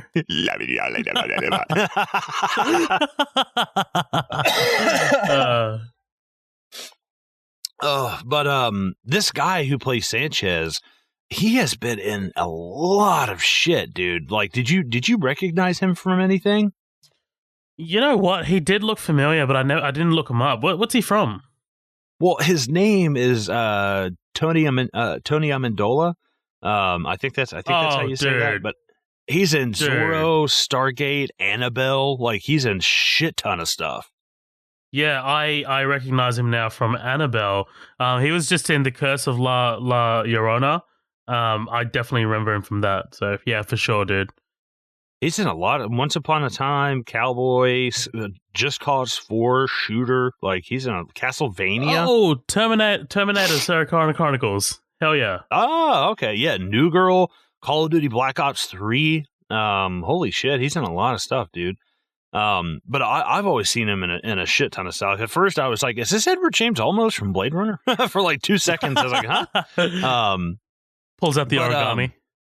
Yeah. I love the way this guy talks. He kind of reminds me of Manny Patinkin from Princess Bride, the Nino Montoya from Homeland. Yeah. But he's phenomenal. He's actually one of my favorite parts of this movie, and he's such a bit part. He has like 2 speaking lines. He's hardly in anything. He's like, all right, so what do we do? I got a plane. He's like, no. First you take a little, then you come back. He's like, I don't need a little. I need a lot. I'm like, God, that is like... Right, he can't even, like, believe it, Right, yeah. And he says, el amigo está loco, blah, blah, blah. He says, amigo, uno momento. Let's say I come back here in a week, and I bring you $50,000. Does that alleviate some of your concerns? It's like, amigo, you bring me $50,000. I have no more concerns. That's fucking great. So they end up making this deal. They're still in the plane. They're still in the plane. They take off through the desert, and so I guess we don't even get any video of them, like any scenes of them selling this weed. They just get the plane and boom, they come right back and it's fucking sold. And we didn't really need to see that. We can just skip right to it. We know what they're doing. I we like don't it. Need to see them. Yeah, it's like cool. Literally, it just cuts right back to them. Right, nice and efficient. Right, exactly. I love they pull up to Sanchez and he's like, cabron. And he's like, hey, you remember that $50,000 I promised you? I couldn't get it. He's like, aye. He's like, so I got you 75 instead. I'm like, oh, it's so fucking awesome, dude. I've actually done that before. I was doing something. I was paying for something. I think I was paying off a tattoo or something. And the guy was like, hey, man, if you can come by and, it's like a $500 tattoo. He's like, you can come by and pay like $250 off. I was like, all right, cool. So I showed up and I was like, hey, man, you remember that $250? I couldn't get it. He's like, what'd you get? I was like, I got you $350 instead. He's like, you motherfucker. But I've used that on some people before. I fucking love that. That's so cool. Well, I haven't because I don't pay my debts. So I owe many Mexican drug dealers. The shot of them all in the RV as he comes flying in the plane over Tuna in the desert. Now the way they were actually able to do this, in case you're curious, they stole this single engine Cessna, and they flew it just low enough under radar to where they wouldn't get picked up. That's the whole reason why they were even able to do it. That's why they're so close to the ground when they come flying over. But yeah, this is where they start making regular runs between California and Mexico, and they buy a house in Acapulco in 1970. It was a great time in our lives. The 7 of us were like a family. We work hard, we play hard, and we didn't have a care in the world. It was perfect. This house is fucking awesome, dude. Like, holy shit. And this whole thing, again, like this whole color palette, everything's bright. There's almost no night shots. There's almost none of them. Like nothing, everything always takes place during the day. It's sunny, it's beautiful. And this is the way a lot of that country was before the cocaine wars happened. I love this, just this building of their lives, this whole montage, them throwing Derek for real in the pool and everybody just, fucking drinking tequila and shit. It's like, dude, I have had days like this in a friend's backyard, and it's like, if this were your life every day, oh my God. Like, I can imagine why this would become so addictive. But we see this dinner with George's parents. We see that little has changed between his parents. And this is the first anything that we see of Barb's health, Not only that, we also see an indication that George's dad is starting to kind of get an inkling as something is going on with George. You know what I mean? Right. Like he kind of starts to hard to imagine affording that on a construction salary. But I love just that whole thing. You can right in this whole scene, you can split his parents perfectly. Oh, what is it? 2 carats? Oh, it's got to be 2 carats. Oh, it's definitely 2 carats. Treasure it, darling. George, you might want to get that insured. And I love that his dad's like, oh, I'm just happy that George has found somebody that he cares for. Yes, but I'm talking about the ring. And I'm like, oh, shut the fuck up. Like, shut up, man. Do me a favor. Take that ring off and jam it down her cocksucker till she stops talking. I'm like, I cannot fucking stand this. And I know that's kind of the point. Like, they villainize his mom like crazy. And to the point, I don't really think that she's like that, but any woman who would have called the cops on her own son like that, I'm like, well, I don't know, fuck you. I don't mind them doing this to you so much. Right? Yeah, their only fucking kid. Like, goddamn. But what did you think about this whole plot point with Barb's health? Yeah, it was really sad. Like, I was just like, man, I bet you she's got cancer. Like, as soon as I saw the blood, I was just like, oh no. But yeah, I mean, like, because I knew that Penelope was going to be his wife. Like, I was like, I knew we had to lose her. Like going into the movie, like, I already knew that. So I was just like, okay, so eventually she's either going to be A, dead, or B, just out of the picture. She's not gonna be on board with the marijuana stuff, and she's just gonna leave. So yeah, I mean, like, it's really sad. Like, especially this scene when they go out to the car and they have this little moment. I think Franca Potente and Johnny Depp have a little bit more chemistry than, you know, Penelope and Johnny Depp, which is weird. No, for sure, and I think that's totally intentional, because when we're seeing them together, it's this crazy, like she's just like this perfect, like, dream girl. I love. I'll get to that. Yeah. Okay, yeah, she's got these, like, this brilliant accent, these, like, really thick, like, dark eyes. Like, she almost has, like, a Mila Jovovich vibe to her, like, in a way. Like, I could totally see her being like Lilu Dallas Multipass. But especially just the contrast between her and Penelope Cruz is just insane when you really put them side by side. Sorry, I lost my spot here. Oh yeah, so she ends up having the nosebleed. I like the subplot. I do. The only problem is this is the first inclination that we got anything of it, and in 2 minutes she's going to be dead.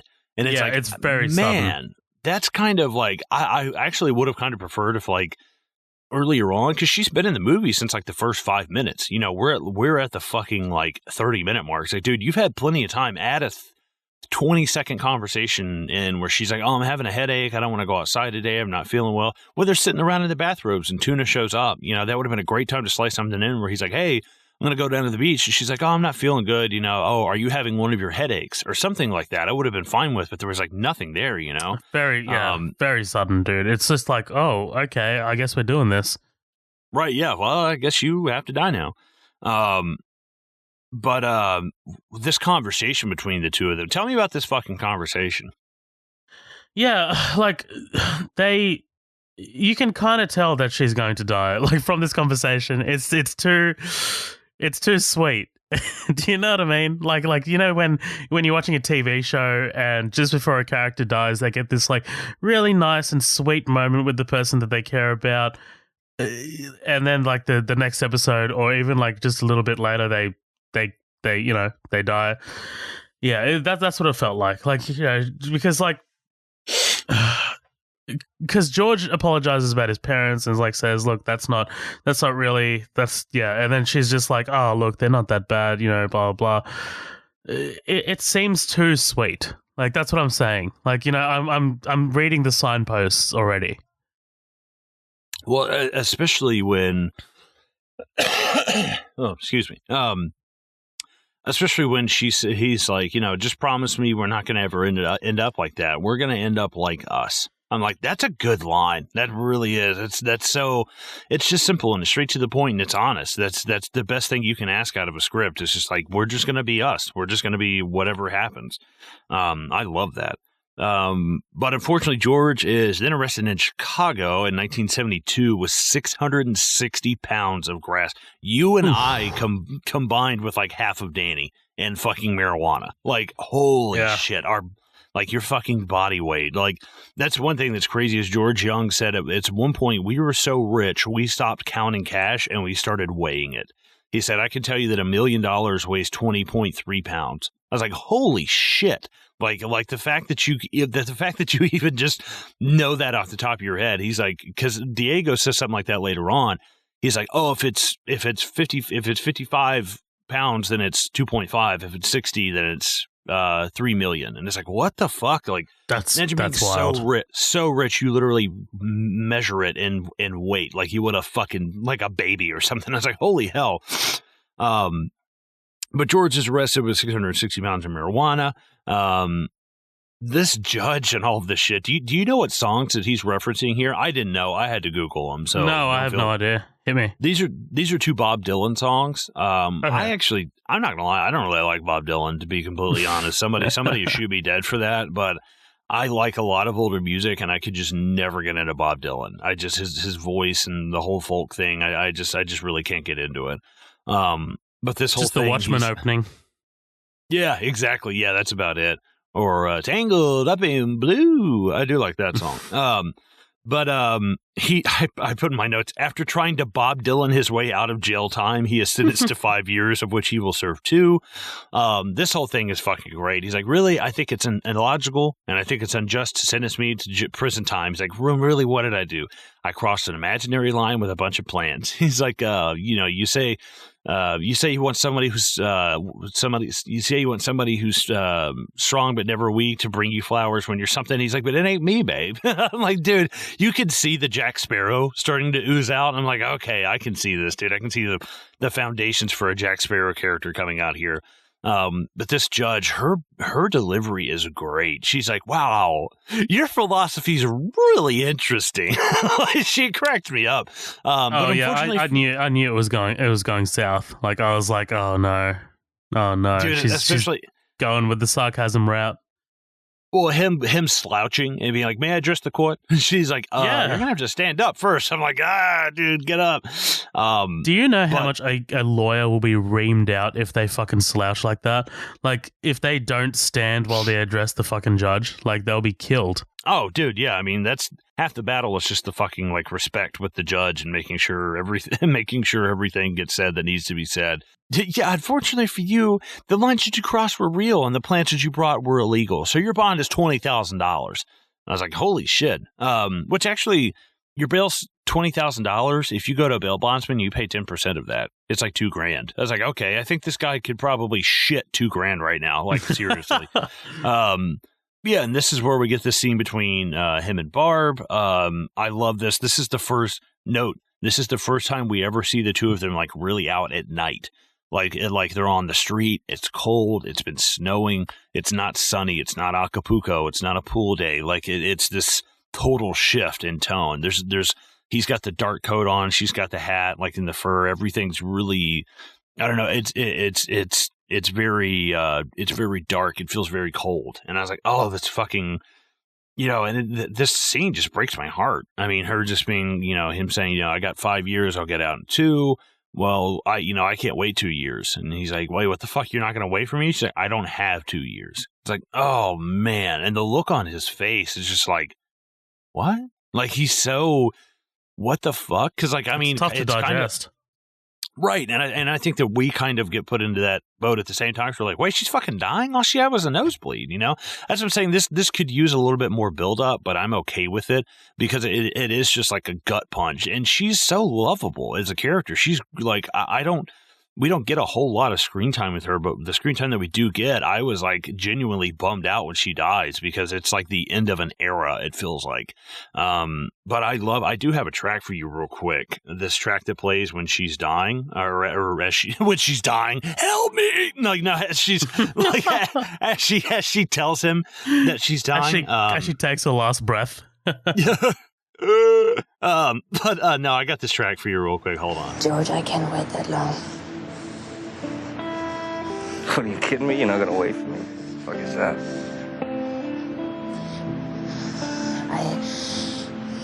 I don't have 2 years.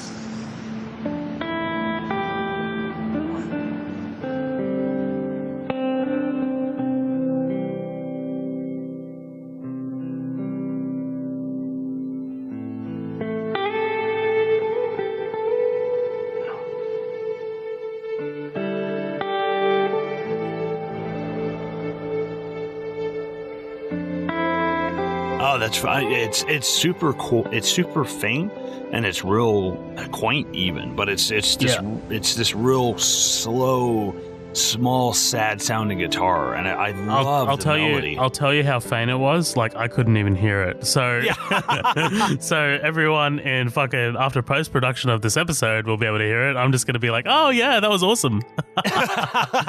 it sounds so great. It almost has this like. Have you ever heard Jeff Buckley's cover of Hallelujah?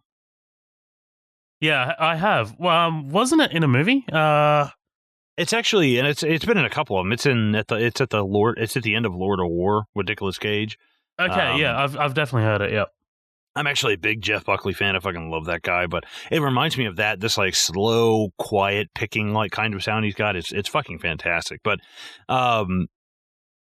I love the scene as them kind of like embracing, and he's like him looking at her and being just like totally destroyed, but she has this look of like serendipity, like she's just accepted it. She's like, this is the way it is. She's like, this is just how it is. And I think that's something that's so easy to go by when you look at it. It's like this is where George should accept the future, and he should just say, okay, well, this is the time that I stop. This era of my life is over with, but like just as she's accepted this, but but George hasn't. George is just like, I'm going to go and I'm going to do bigger and better things. And this will seem like peanuts to what I'm doing. And it's like, dude, just accept what you have. Like, just accept it. And I think that's interesting to know, because his refusal to accept it is kind of what leads to him wanting more and more, and eventually his downfall.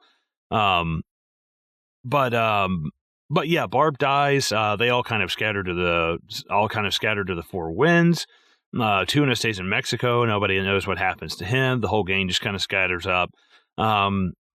George skips bail to help take care of her, and he goes on the run. That is one thing that I was like, in real life, this woman I don't think ever existed. He just skipped bail and immediately got on a plane and did another run as soon as he got out of jail, like literally. And it's like.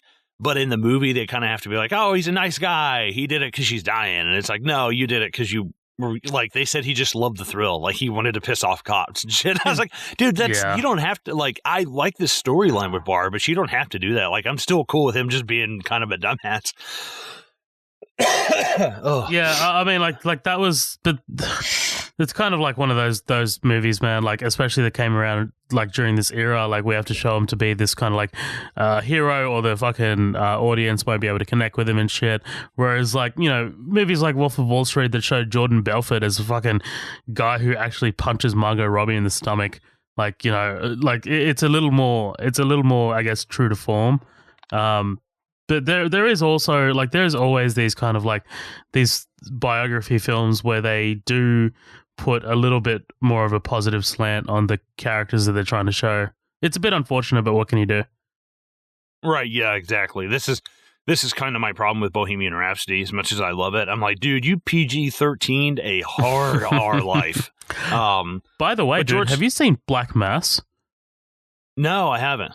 So that's the movie. It's starring also Johnny Depp. Probably one of his better roles, man. Like he plays Whitey Bulger, like the fucking gangster from Boston.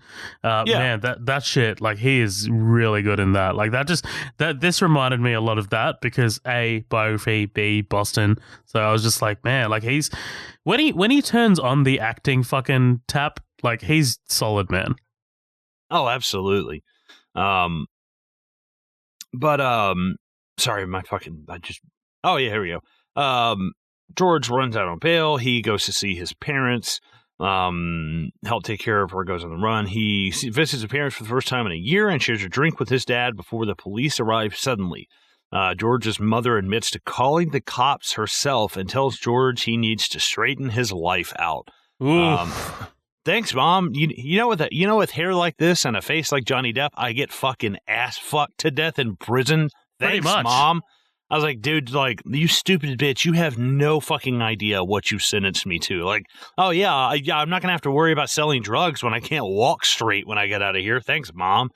I'm gonna have a fucking bloody ring around my asshole. Yeah, I was like, holy shit, like, you have no idea. That's somebody who has no idea of the prison system and what that shit does to people. Like, you fucking dumbass.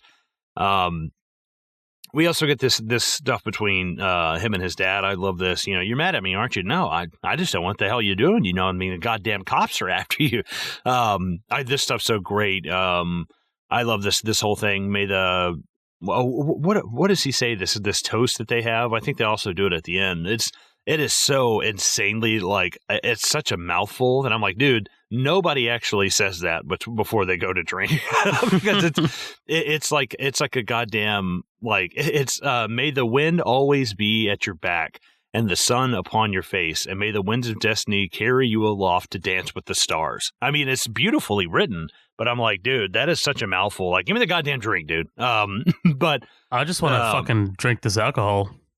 Right, yeah. Whatever they're drinking looks good. Oh, sorry. I've had like so much nasal and chest congestion still, dude. It's fucking pissing me off. Oh, I just assumed you were doing coke. It's all right. Yeah, right. I thought about starting the episode being, hey guys, we got a great episode tonight. Like just being all fucking coked out.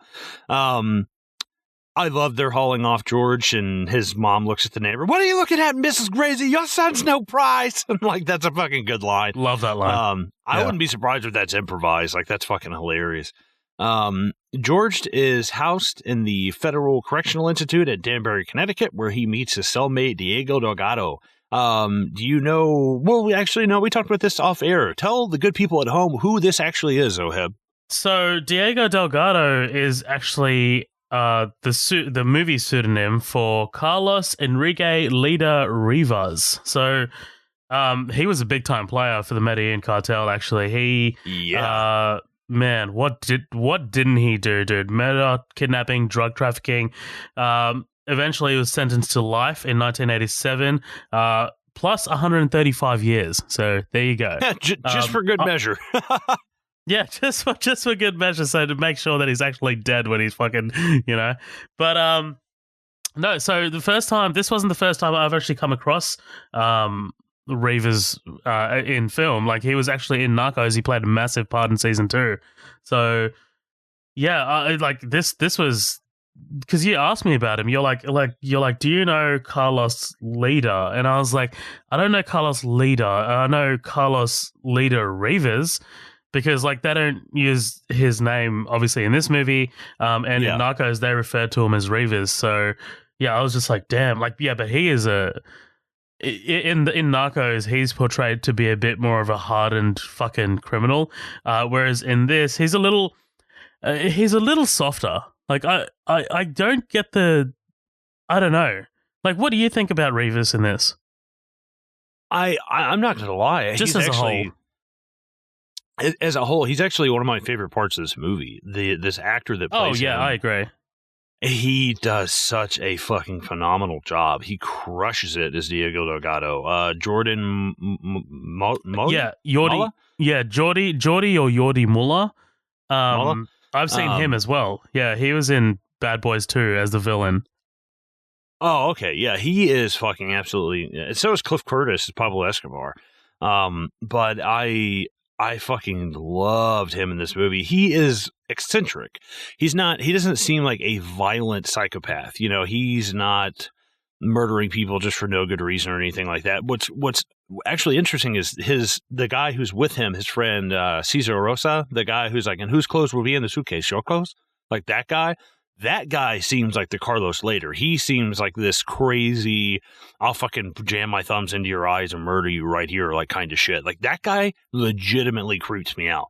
But with Carlos later, like there's nothing about Diego Delgado that really makes me feel like he's this crazy, intimidating kind of crime boss. He's kind of like a fucking dumbass. Like he gets caught for stealing cars and stupid shit. Like what the fuck?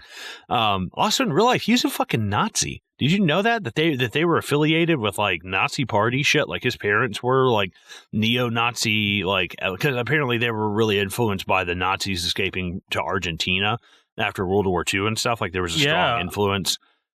I'm reading it now. Leda founded a neo-Nazi political party, the National Latin Movement, whose main function, police said, appeared to be to force Colombia to abrogate its extradition treaty with the United States. Damn.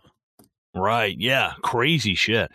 To the point where he even, when they were going to extradite Carlos later, he was like, I'll pay off the nation's debt if you just leave me where I am. And they're like, no, we have to send you off. Like, dude was going to pay the entire Colombian debt off. He and Escobar tried to do that both. Fuck. And they were like, no, we won't accept your money. And it's like, God damn, dude.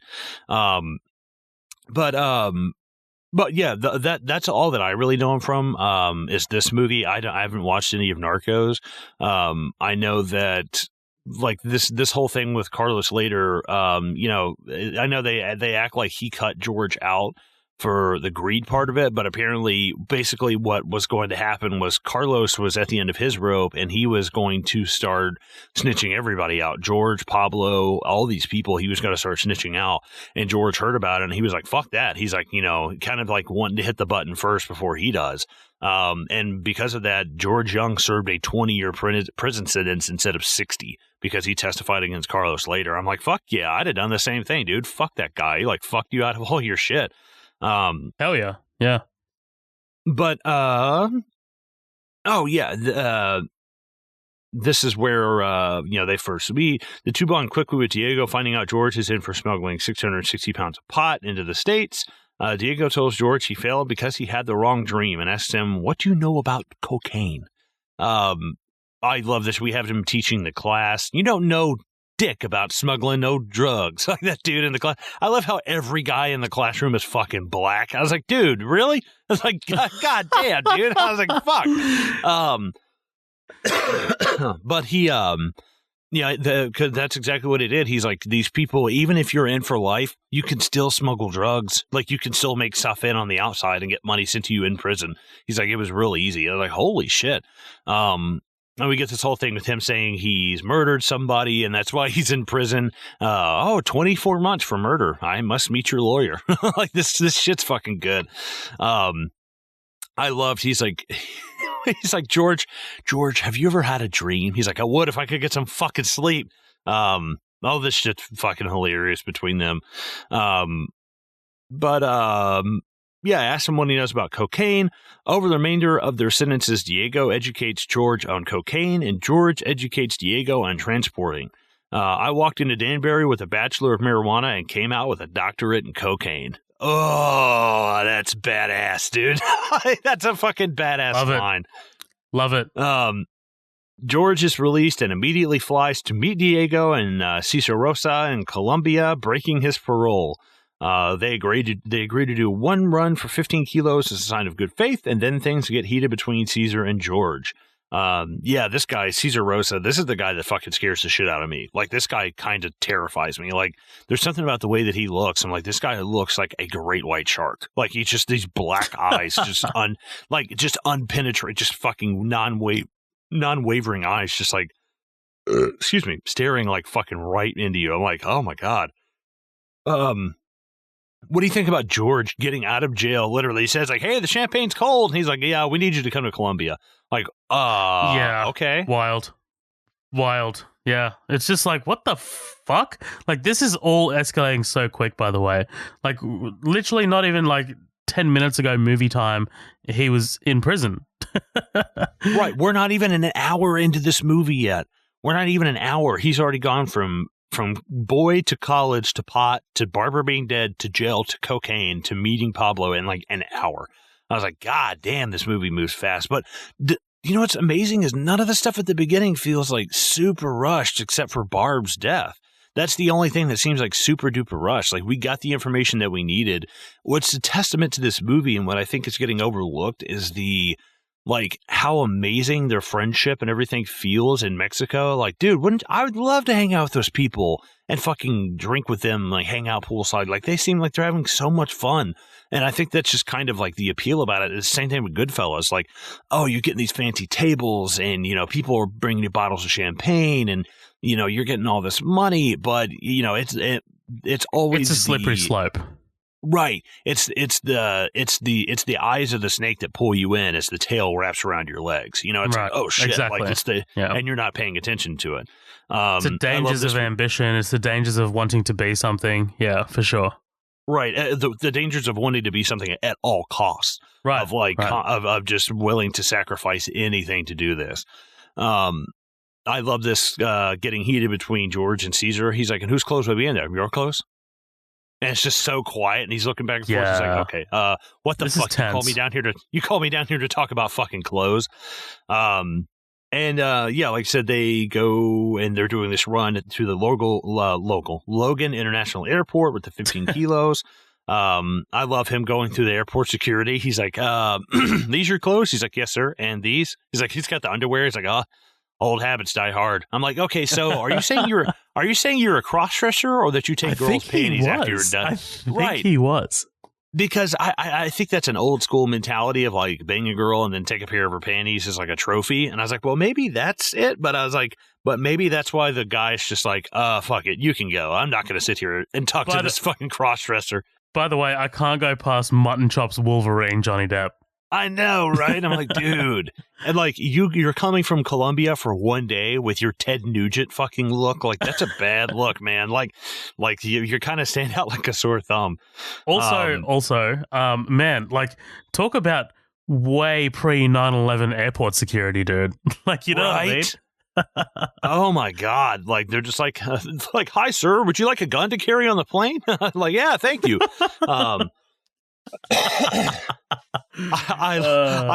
I love this quote here. When you're carrying drugs across the border, the idea is to remain calm. Just that first line. The way I do it is to think of something pleasant, a fun party, a moment of triumph, even a sexual encounter. I actually project myself to that place, a little transcendental meditation, if you will. The trick is to imagine every little detail, anything to keep your mind off the fact that you're going to jail for a very long time if they find the 15 kilos of blow in your suitcase. Oh, fuck. That's scary. It's a lot of pressure. Yeah. I'll tell you a story real quick. In my younger days, I was probably 18, 19. I was buying some weed, was younger, and I'm buying some weed. I go and I get it. I'm about a mile away from where I'm going. I get pulled over by the cops. And I was like, oh no. And I just, it was my tags had expired. They took my ID. They took this, gave it right back to me, and were like, all right, cool, you're good to go. Just get your license get your tags taken care of. I'm like, yes, sir. And they just like let me go. I was like, oh, that's fucking terrifying, dude. Just in my younger days, I'm like, oh, I've got some fucking crazy ass stories, some that I can't tell on air. But I love when you're drunk. Yeah, one day as a bonus app when we launch a membership. But George successfully makes his drop and plans move ahead for another job, this time with a private pilot. Goddamn, this shit with the pilot is where, dude, it just goes a whole other level down. Like, we are descending like crazy. This whole thing of, I'm going to refuel in the Bahamas and then we'll come back. Everybody's making, $1 million a piece. God, the pilot being like, no, I want to. And he's like, oh, come on, Jack, that's such a great ring. No, you guys are just sitting on your ass while you make your money. I'm the one taking all the risk. I want to. And he's like, we need pictures of your kids. He's like, what? He's like, we need pictures of your kids. We need where they go to school. I love Cesar Rosa right there. He's like, we are trusting you with millions of dollars, Mr. Mr. Stevens. He's like, without your kids, there is no deal. And just that guy barely hesitates. He's like, He's so fine. Casual about it, dude. Right. And I'm like, what the fuck, man? Not to mention fucking Diego beating the fuck out of his wife. Like, when they started arguing, I was like, holy fuck, that's awkward. No, it's just another day in Colombia. Yeah, I guess so. I don't like the line as he's leaving. He's like, oh, Mr. Stevens, don't forget the pictures. It's like, yeah, you know what? We literally just had this conversation. I don't think I'm going to forget, dude. Like, goddamn it. I can tell you right now that I'm not forgetting this encounter anytime soon. Right. I wish she had just said something else like, oh, Mr. Stevens, bring us a picture of your wife, too. I'm like, add something to it. Don't say the thing you literally just said. I was like, I don't know. That's always bothered me. There's room right there for a really good line. Or honestly, it's fine if he just walks out of the room. It's even more ominous. Like, leave the conversation without some big badass one-liner. But yeah, Diego asked George to pick up 110 pounds of cocaine for him. I love this. He's like, oh, I need a favor from you. He's like, the favor? go and pick up 2 kilos of cocaine. He's like, not exactly a small favor. It's not like bumming a cigarette. He's like, but fuck it. What else was I doing? It's not like I was on parole or anything. He's just walking there and picking it up. I'm like, dude, get a fucking car. Like, what are you, crazy? But, and this is in Miami Beach, Florida too, by the way. So he's traveling, I assume flying across the country to do this, because they're in California the whole time. But this whole thing with this guy fucking shoving the gun in his mouth, and it's like, oh, you're George. Well, that explains everything. Open your mouth, George. He's like, get fucked.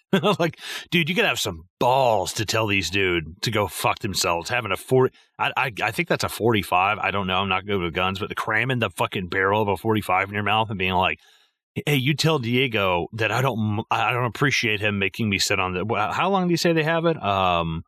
He's been sitting on it for 3 weeks until George said he wants his money by Friday. Holy shit, yeah. Dude! Like, that's a lot of cocaine to sell. Did this happen? Did this actually happen?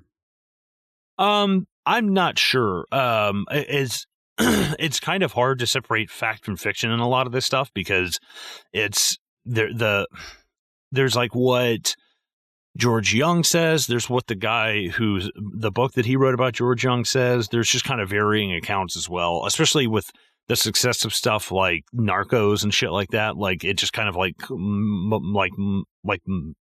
muddles things up even more, I guess.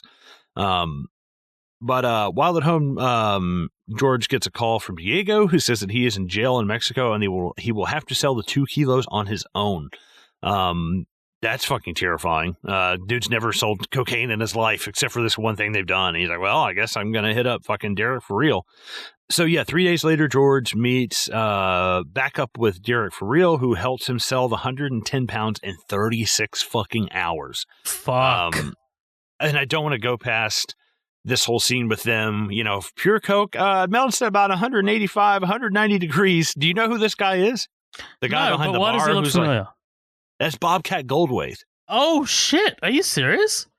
Hey, I've got some coke. Like, dude, yeah, because I love that he's like 130, 140, fuck me running, 150, 160, 107. Like, he's fucking going crazy. Oh, shit. It is Bobcat Goldthwait. The fuck?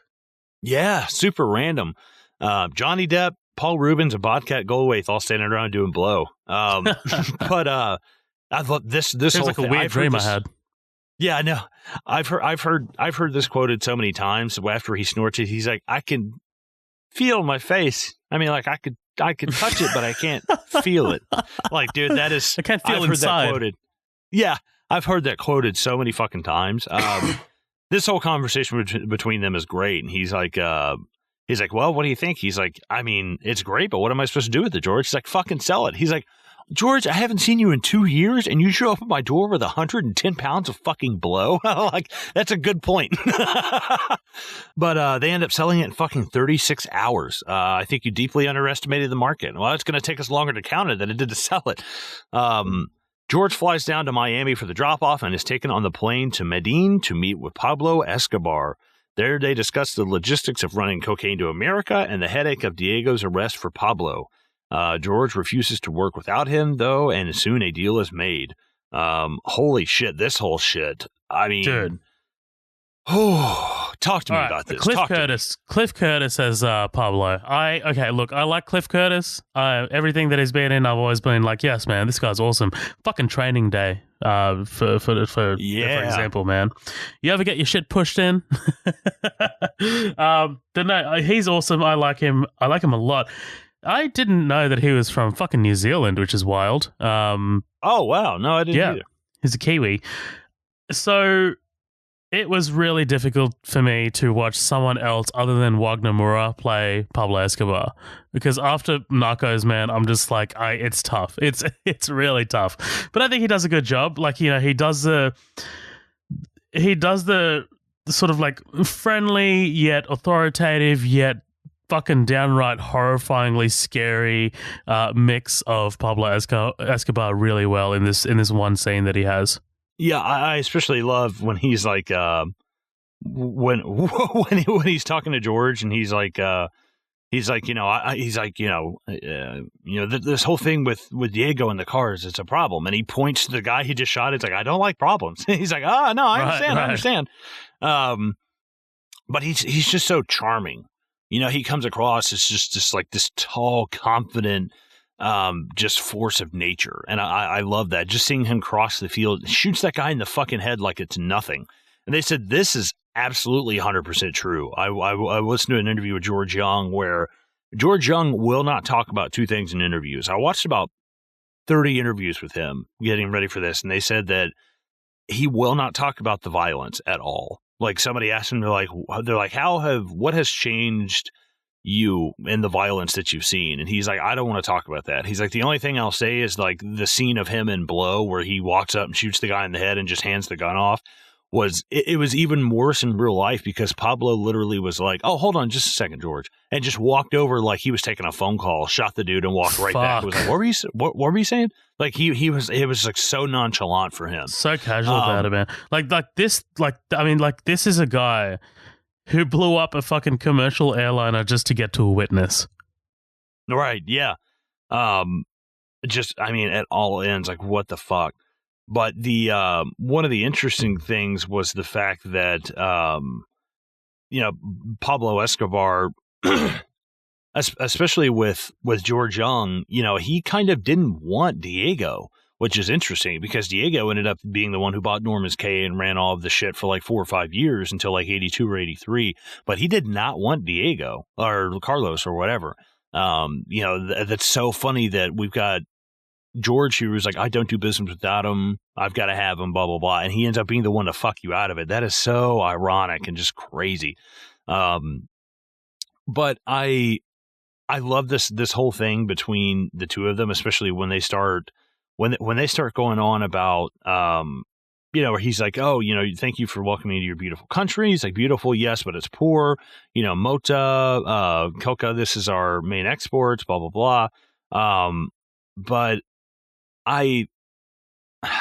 there's something deceptive about him as Pablo Escobar because like he's so cool and he just kind of pulls you in, and when he's nice, it's awesome. But dude, when he turns that 180, like, oh my god, it's like fucking scary how bad. It seems like the cogs are always turning in his head. Like it seems like that he's always like thinking like 2 to 3 steps forward, and he's just like, well, if this fucks up, then I'm just getting rid of this guy. Like, you know what I mean? Like it seems like he's always ahead of the curve.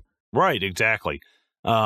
I love when he's like, I won't do business without Diego, and he stops and he points at him, and he's just kind of like, he's looking back and forth. He's like, estoy contento. But yeah, this is where, the George flies down. They talk about the logistics of cocaine. George refuses to work without him, though, and soon a deal is made. I love this is where we get this montage of cocaine exploded upon the American culture like an atomic bomb. It started in Hollywood and moved east in no time. Everyone is doing it, and I mean everyone.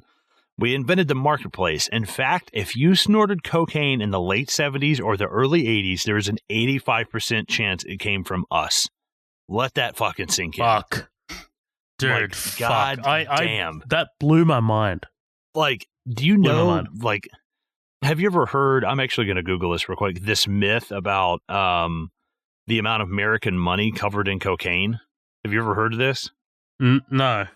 It's actually, I've heard this before, that there is an insane amount of cocaine that has contaminated U.S. currency because people have rolled up $1 bills to snort cocaine with. And then it was so common. It was so common in the 80s that it was like the majority of U.S. money has cocaine all over it. It's just been in circulation, yeah. Right. This Scientific American, for cocaine users, a rolled up $20 bill may be the most convenient tool for snorting the powder form of the drug, or so it would seem from a new analysis with 234 banknotes from 18 U.S. cities that found cocaine on 90% of the bills tested. 90% of 234 banknotes from different fucking banks across the nation. That's insane. Holy fuck. That's actually insane. Yeah. Perhaps that's not surprising, given that the U.S. Office of National Drug Control Policy reports that more than 2 million Americans used cocaine in 2007. So this is a bit older. It's probably, I would not surprise me if that's not as high anymore. Cocaine's kind of like, that's a dirty drug, man. Most people I know that like want to do cocaine are like some white trash pieces of shit, to be honest. like younger people don't do that now. Like when I was younger, people were doing like Molly and ecstasy and shit. Like people weren't doing coke. It's still Molly and ecstasy. Yeah, I was gonna say, most people just don't want to do that shit anymore. Like coke's just dirty, man. Yeah. But I tell you what, I think we're at about the halfway point. What do you say we go ahead and take a break right here? Hell yeah, dude. No worries. Sounds good. Awesome. Guys, don't go anywhere. We will be right back with the second part of our coverage of Blow.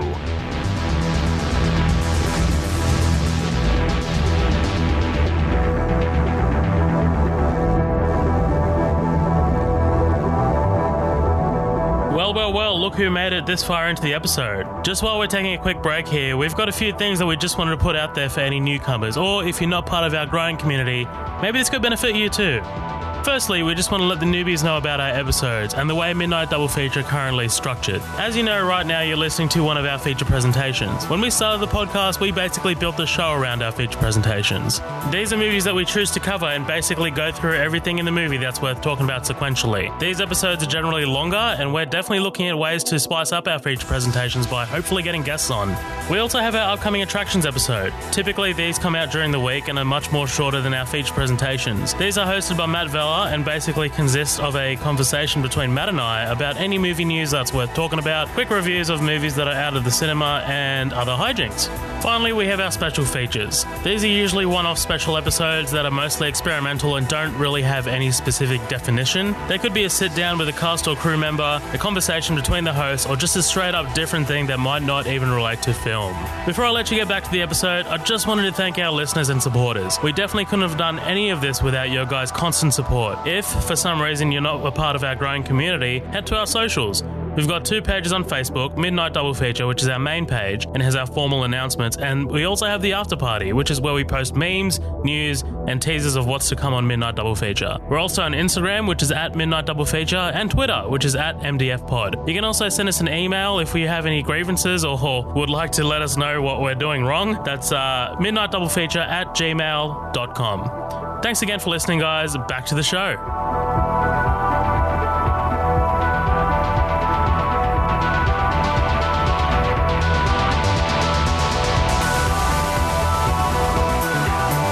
Hey guys, what's going on? Welcome back. We're going to jump right back into our second half of Blow. But before we do, we are freshly squeezed. Freshly squeezed. Freshly. Fresh. Shit. Yeah, fuck yeah. Just hear us headbutting our own doors and like punching holes through drywall. Hell yeah. Well, yeah, jumping right back in, we get this awesome montage of them just exploding to this song, Blinded by the Light. I always thought this was ELO. This is actually Manfred Mann's Earth Band Institute, Blinded by the Light. I always thought this was ELO for the longest time. But I was proven wrong. But we get this great we get this great montage with them just, living the life of excess, women, cars, there's horses, them snorting coke off like people's fucking tits and shit. Like, I actually went through and started randomly pausing it on pictures just to see, and I was like, holy shit, there's some crazy ass pictures in there. But this is where we get the whole thing. If you snorted any coke through the late 70s, early 80s, 85% chance it came through us. They're trying to figure out this money. Is it 2.5? Is it 3 million? They're starting to just weigh it now. This house just filled with cash. Like George Jung literally said, they said, what was it like having all that cash? He said, honestly, it got to a point that it was like a complete nuisance. He's like, it was such a pain in the ass. He's like, because if anybody randomly decided to stumble into that house while we weren't there, he's like, imagine the payday that you just walked into. He's like, it was such ridiculous. It was a fucking ridiculous mess that we had to deal with. Dude, this is a weird, like a fun, like a little movie connection. So Jordi Muller, who plays Diego, like I said earlier, he was in Bad Boys too. And in that, he's also a massive sort of like drug dealer. He's like a kingpin. And I can't remember, I don't think it was cocaine. I think it might have been heroin. But essentially in that movie, he's hiding, like he's he's got like a whole room for like cash, right? And like he's got this problem of like the rats just eating it, like eating through the money. And like all I can like imagine in this movie is just like Yordi Muller just losing his shit because the rats are eating his money. You know, it's crazy. The real George Jung said that was also a problem. He's like, we lost like, he said we would lose up to like $1 million a month in just rats eating our cash. Wow. Like, holy god damn, that's crazy. But this is, we see the boys depositing their money into Escobar's bank instead of laundering it through the stage for a 60% surcharge fee. I love that. He's like, keep 40% of my money? I don't think so. But this is a Panamanian bank. I guess they don't have any kind of, they're not, you know, it doesn't have anything to do with the U.S. There's no way the U.S. could seize their assets at the time. But here's the thing. It's Noriega's bank. It's Manuel Noriega's bank. Right. Mm-hmm. Like think about the corruption there. Fuck. Right, exactly. I mean, fuck, even Escobar keeps his money here. You know, there's a reason why. It's because they can do whatever and fucking get away with it. And Diego gets married here. At the reception, George meets Mirtha, who is engaged to Caesar, but the marriage is quickly broken apart by George's dick. Yep. Pretty much, man. What do you think of Penelope Cruz here? Yeah, man. I mean, like, I was waiting for her to show up because I knew she was in this. I was just like, when do we get to Penelope, dude? Like, I was just like, it's been an hour, and the second build person, the actress, has not shown up. I was like, what? But yeah, like, honestly, I was not a fan of her character. I was not a fan of this whole thing because I've seen it before. I've seen it done before. Like, it's just not something new to me now. It's just like, and now to me, it's like a stereotype. I mean, like, take away from the fact that, you know, Penelope Cruz is one of the most beautiful women on the planet. Like, of course, by the way, fucking married to Javier Bardem. Crazy. Yeah. You lucky bastard. But anyway, so I've seen that, like, we'll get to it soon. It's actually, like, very soon. Like, there's this moment where the lead gets, like, falls in love with her at, like, first sight. It's literally, like, this exact moment. This happens in Goodfellas. This happens in... Oh, no, I don't think it happens in Goodfellas. I think it happens in Casino, but same shit. It happens in Casino. You know, Robert De Niro sees Sharon Stone from across the fucking way, and, like, you know, he's like, who is that, blah, blah.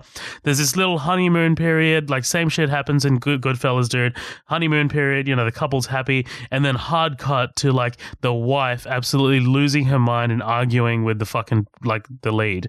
And I'm just like, man, I've seen this shit. Like, I don't know. I'm not on board with it.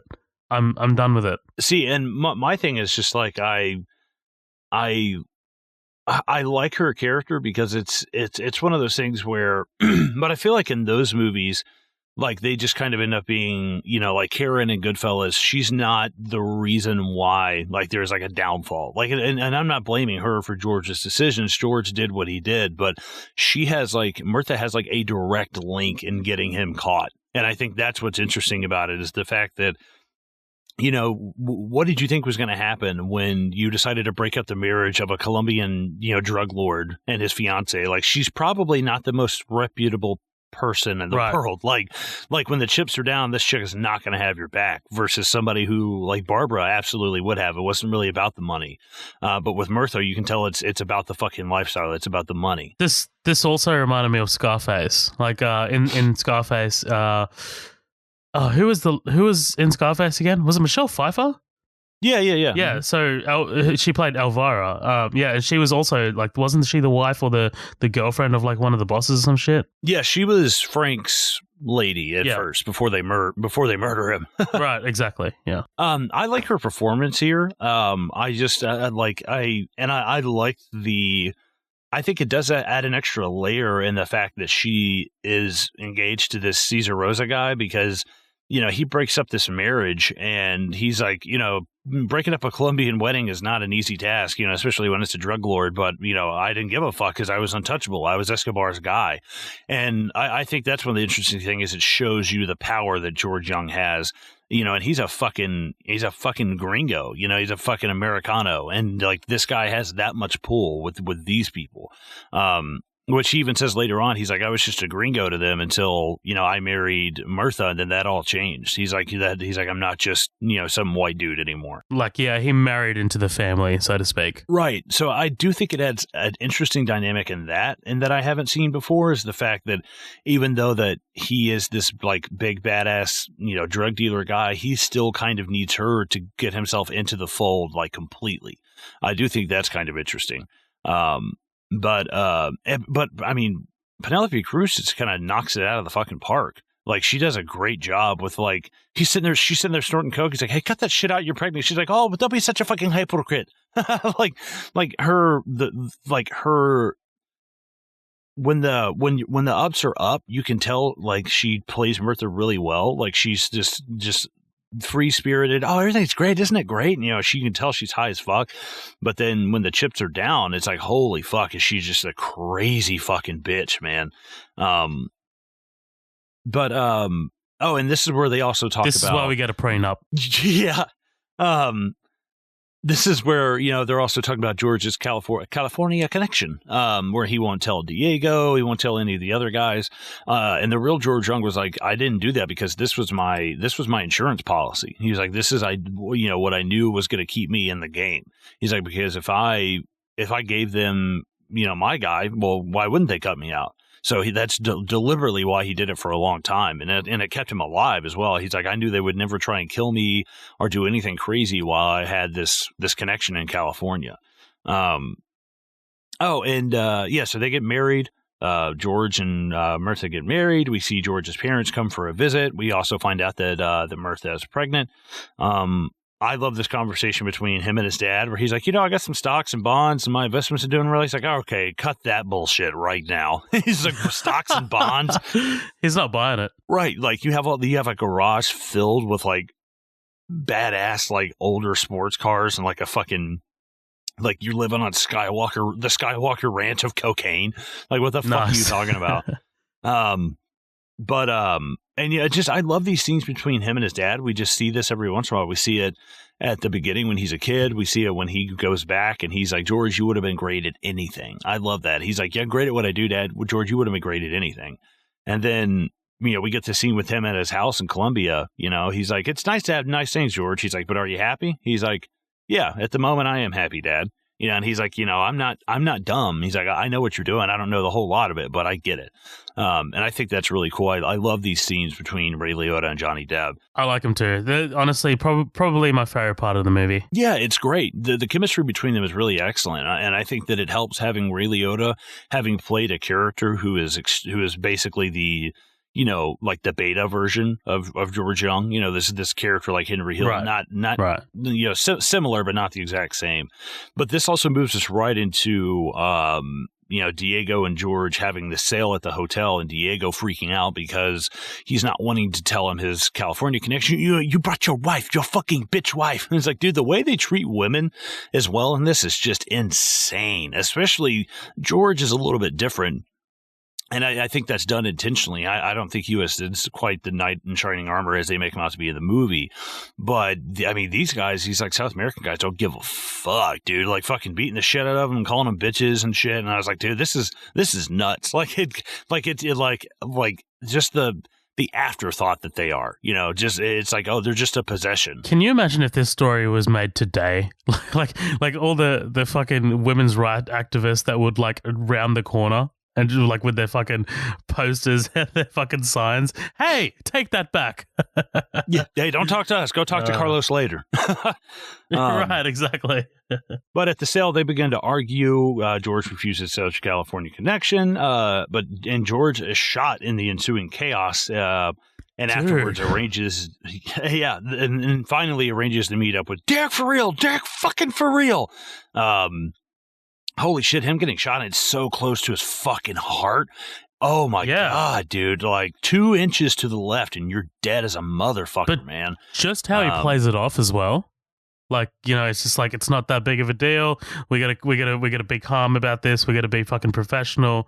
I love, Johnny Depp is excellent here, dude. This is all Johnny Depp. Oh, absolutely. And he's like, no, estoy bien, todo es bien. It's like, todo es no bien, motherfucker. Like that is not, That is not good. But they finally set up this meeting between Derek for real and Diego Delgado. In real life, Diego Delgado, or Carlos later when he met him, he was like, so you're the man who makes cocaine disappear in 36 hours, versus Pablo originally said that to George when they first met. But then when Carlos or Diego met Derek for real, that's when he was like, oh, you're the one who makes the cocaine disappear. He's like, and I mean, I gotta admit, George Jung was basically just a middleman. He wasn't selling shit. Like he was the one, taking the risk and getting the pilots and at first doing his own flights. But I hate to say it, as fucked up as it is, from a business standpoint, like it does make sense. Like why, and this guy, we're paying him how much money just to be a middleman? Like he's not the one hitting the streets or, he's a connection. Yeah, sure. But like, do you see what I mean though? I know that's kind of callous, but like, the less steps, the better. The less hands this swaps with, the less risk there is, the less people, the better. As much as I hate it, I can see why they did it. Right. There's less room for error. Like, and the more far, like the more further you are away and more further you are removed from it, the better as well. So yeah, like the less links in the chain, the better it'll work. So for sure. Sorry, I'm just over here. Hold on. Yeah. Oh, sorry, nice. Just doing a bump. Yeah. You need another bump to get you going? Yeah, nice. Yeah. But at a New Year's Eve party, George's worst forms are confirmed. I was doing Inspector Kemp from Young Frankenstein. Confirmed. George's worst fears are confirmed when Diego begins making multiple runs off Norman's Cay, an island he has purchased as a shipment base for smuggling. I love this. I love this thing where he's talking. This is Noriega that he's talking to at the party, right? This guy who owns the bank. Is that Noriega? I think it's Noriega. Because it can't be, dude. Like the fucking president of of Panama. Oh, never mind. No. I'm thinking of he plays Augusto. I'm sorry, Augusto's the guy who's kind of setting all this up. The guy with the mustache and he's the one who tells him that he's been fucked over. But no, it's there's no way Manuel Noriega's involved in this, dude. Like that guy was head honcho of Panama. Well, fuck him, dude. I don't give a fuck. He's Noriega, goddamn. No, I'm just kidding. But no, this is Augusto Alivras, I guess. But he's the one who's, I guess, been kind of, he's part of this whole Medellin cartel thing. But he is the one that puts the word in George's ear, doesn't he? He's the one telling him, hey, there's this. Him. I love George. He's like, who the fuck is this guy Norman Cay? Like at first you would think that's like he a thinks person, it's a not person. A place. Yeah. This whole thing of him confronting Diego and Derek is fucking great. Him calling him and saying, "I'm wearing lipstick. I want to look pretty while I'm getting fucked." This is nothing personal, George. This is between you and Diego. I love you. This is business. And right here is a great spot for George just to say, "I'm done. I've made $70 million. I can retire. I mean, I'm married. I have one kid, and I can never touch this shit again. Take my money and make legit business. Play the stock market, do real estate, and not ever have to worry about this." But it's kind of like Rick Ross. The drug dealer Rick Ross, the real Rick Ross, not the rapper. I do know the real Rick Ross. Yeah.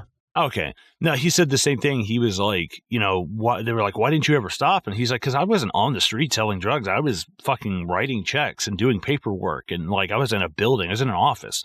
He's like, I'm not sitting here on the street shooting at people selling fucking crack. He's like, that's not me. He's like, I was in an office all day. He's like, it was just easy. It's so fucking stupidly easy. I like the fact that it's just a phone call with Derek, but with Diego, he literally goes to Norman's Cay, and dude, fucking Diego is losing it, man. He's got the coke sweats and like the double blinking. he's not looking good, dude. He's not looking good. No, in fact, I think this guy, he does performances that like Jared Leto wishes he could do. Like he reminds me of like a like a south of the border, kind of like Jared Leto. And I was like, he's such a better actor than Jared Leto for sure.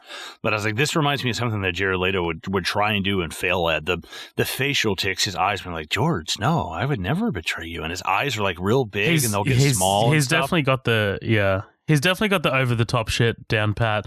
But, dude, I don't want to go past Jared Leto as a good actor, man. I think he is a good actor. I'm just going to put that out there. Like, have you seen Dallas Buyers Club, dude? That shit is insane. See, I like his older stuff more than his like newer stuff. I mean, he's great in Blade Runner. He's a good actor, but there's just times where he goes over the top with shit. I mean, Requiem for a Dream is good. Lord of War is good. Prefontaine is good. It's like one of his first big movies from the 90s. But there's something about like his later roles as he just gets kind of, I don't know, his over the top is not a good over the top. This guy's got it on lock. And that's what I like about it is it's over the top, but he just pulls back right at the last second, you know, and he's like, okay, maybe I did fuck you over a little bit, you know, and they all kind of start laughing. But he goes through this whole list, you know, who introduced you to Pablo Escobar? Who introduced you to your fucking wife? You know, who protected you when my friend Cesar Rosso wanted to slit your throat? And he pulls a gun on Diego. Not a good idea, by the way. Not a good idea. Like, especially if it's not even loaded. Don't even bring that shit here. Like, that's a fucking bad idea. And they proceed to take him out back and beat the holy fuck out of him. I do actually like the added touch of Diego, like we see him getting beaten up out of frame in the background, and we can see the regret in Diego. Like, and I don't think that probably happened in real life, but I was just about to say that. Yeah, I like the fact that he does show some kind of remorse as a character because they have built, you know, dude, you're at my wedding. He's like, I love you. You're my brother, and blah blah blah. And to see this like betrayal of that, you can tell that he has some kind of guilt about it, and I do like that kind of touch. It would have been really easy just to vilify him and say, well, he's a bad guy now, and this is the last we'll see of him by, you know. But we actually leave with Diego feeling some kind of resentment at the fact that this has to be done, but it had to be done. But yeah, they fucking put the boots to him, slamming his head into that tree. They fucking punch him, hit him in the face with the rifle, slam his head into the tree, and he comes home with like a swollen eye. I was like, no. Like, you have a concussion, dude. This motherfucker would look like Eric Stoltz from Mask by the time he got home. You know what I mean? Have you ever seen Mask with Eric Stoltz? Yeah, no, I've heard of it, but like it's that's the fucking elephant face, right? Yeah. No, it's like he would come home looking like fucking Mr. Potato Head over here. And I was like, dude, there's no way. Like Johnny Depp comes home with like barely a swollen eye. I was like, dude, Sylvester Stallone looked worse in Rocky after getting punched 1,000 times. You got hit in the head with a rifle butt. Like, fuck off, dude. But this is where George says, fuck it. He's like, I'm out. You know, he ends up and I like the fact I like Penelope Cruz here. You can tell she's really worried. She seems genuine. You know, she seems like she's genuinely upset by this. You know, and who wouldn't be? Your husband coming home and his fucking side of his face swollen up, saying, "Yeah, I'm done. You know, they cut me out. Fuck it, I'm done." And George confronts the two of them. George returns home to Mirtha looking like Eric Stoltz in Mask and says that he is done smuggling, but definitely not done snorting that shit, though. Dude's nose is like a goddamn Hoover vacuum. Like, dude, he goes off the fucking deep end here, man. Dude, I mean, the whole thing about him being like, you know, I went, you know, I was done selling and I was done, you know, I was cutting back, I was done snorting. He's like, well, maybe not completely done. And just the Leonard Skinner playing is he's like, in a minute. He's like just going around the room like crazy as they're screaming for him. It's really, really, really, really good editing. And it's like a mini montage of its own, you know? Yep, I dig it. This whole thing with Christina being born and him fucking ODing in the delivery room, like, holy fuck. What did you think about this?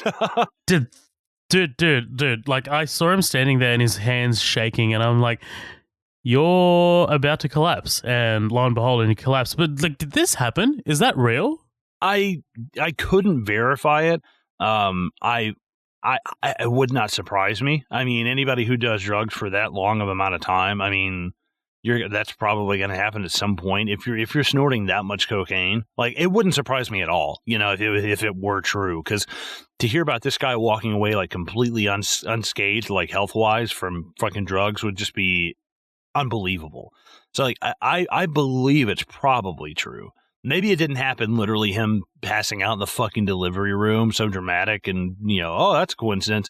But I do think that this probably happened. The thing that I call bullshit on is when he says, he's like, oh, the human body can usually stand between 1 and 1.5 grams of cocaine a day, depending on body weight. Now, I was up to 5 or 6 grams a day.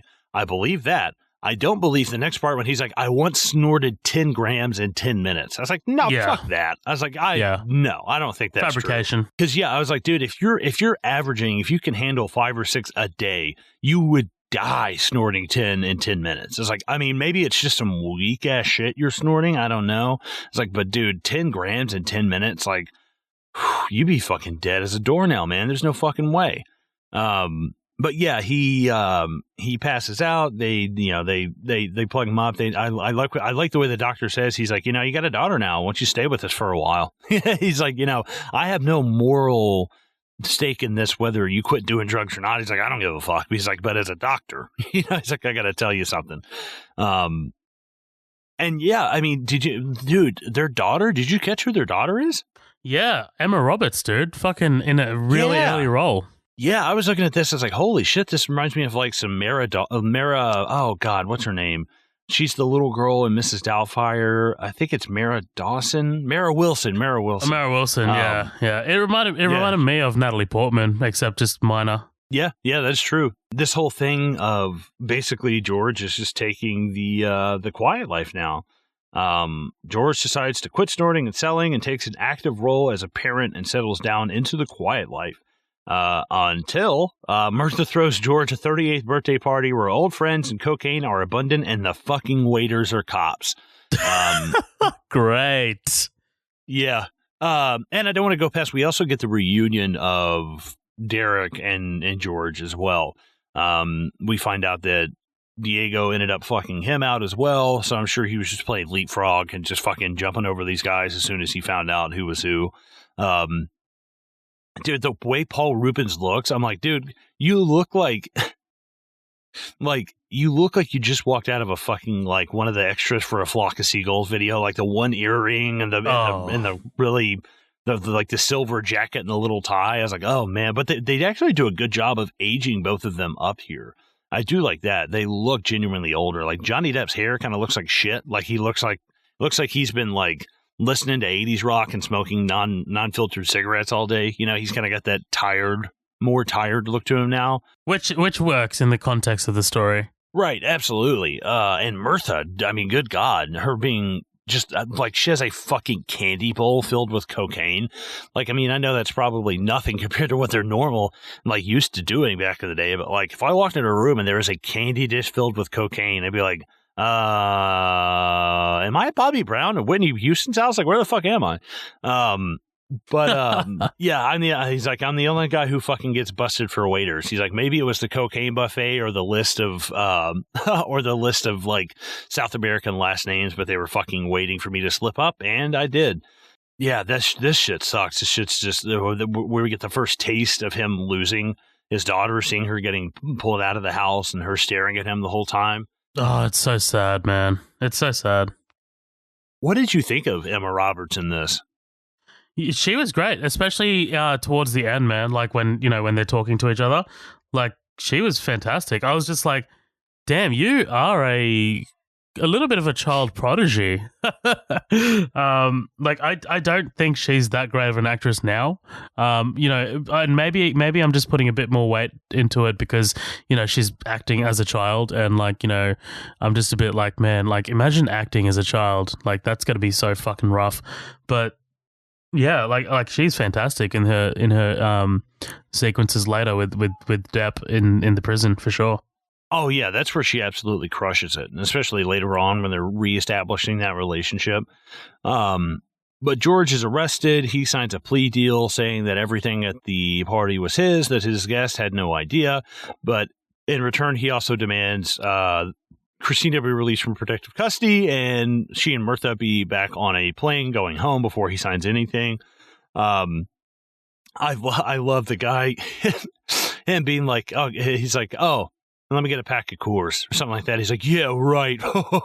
Like, dude, that guy with the mustache interrogating him is such a dumbass. Like the whole time I'm like, this guy sleeps with like his boots on and a gun in his underwear just in case, just in case. Like, this is the guy that Ben Affleck is talking about in The Town that tucks his fucking pants into his socks because he thinks something's going to happen at any time. Yeah. Right, yeah. This guy's such a dumbass. So, yeah, he takes the plea deal. I love him dodging the ashtray and putting his fucking cigarette out on the table. Like fucking defiant till the end. But, yeah, just like in the past, George posts bail and skips town and goes on the run. But not before he visits his parents one last time. God, this is Ray Liotta at his best in this movie. This is my favorite scene with him. I agree. I love the touch of his mom. Not like she's barely even in focus. We don't see her at all. Like she just won't even come out of the room. Won't acknowledge him. Literally just says, "I don't have a son." That's it. It's like, God damn. But Ray Liotta absolutely crushes it here. That's when he's saying, he's like, well, what's going on? He's like, you're not going to trial? He's like, no, Dad. He's like, no. He's like, so this is it? He's like, no, I mean, I hope not. And, you can tell that he wants to go in for that hug. He wants to have that moment because in the back of their heads, both of them know this is it.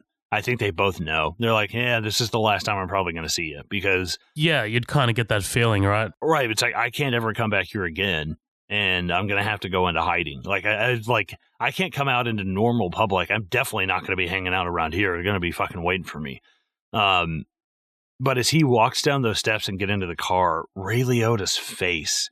as he just puts his hand up in this, just a slow wave, and his eyes are just like floodgates, dude. They're just holding back those tears. His eyes are so red because it sucks. You know that if his wife were fucking dead, like he pushed her down the stairs or something after 40 years, that he would be like, oh, George, come on in. Let's have a cup of coffee. He wouldn't give a fuck.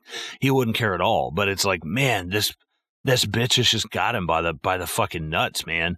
And it sucks because he's the one that I feel for most in this movie because George has put him in such a tough spot where he kind of has to be, whereas it's usually two parents fighting and you have a child in the middle of it. You have a child and a parent fighting with another parent in the middle of that. It's an interesting dynamic. I was like, man, that sucks. I feel so bad for Ray Liotta.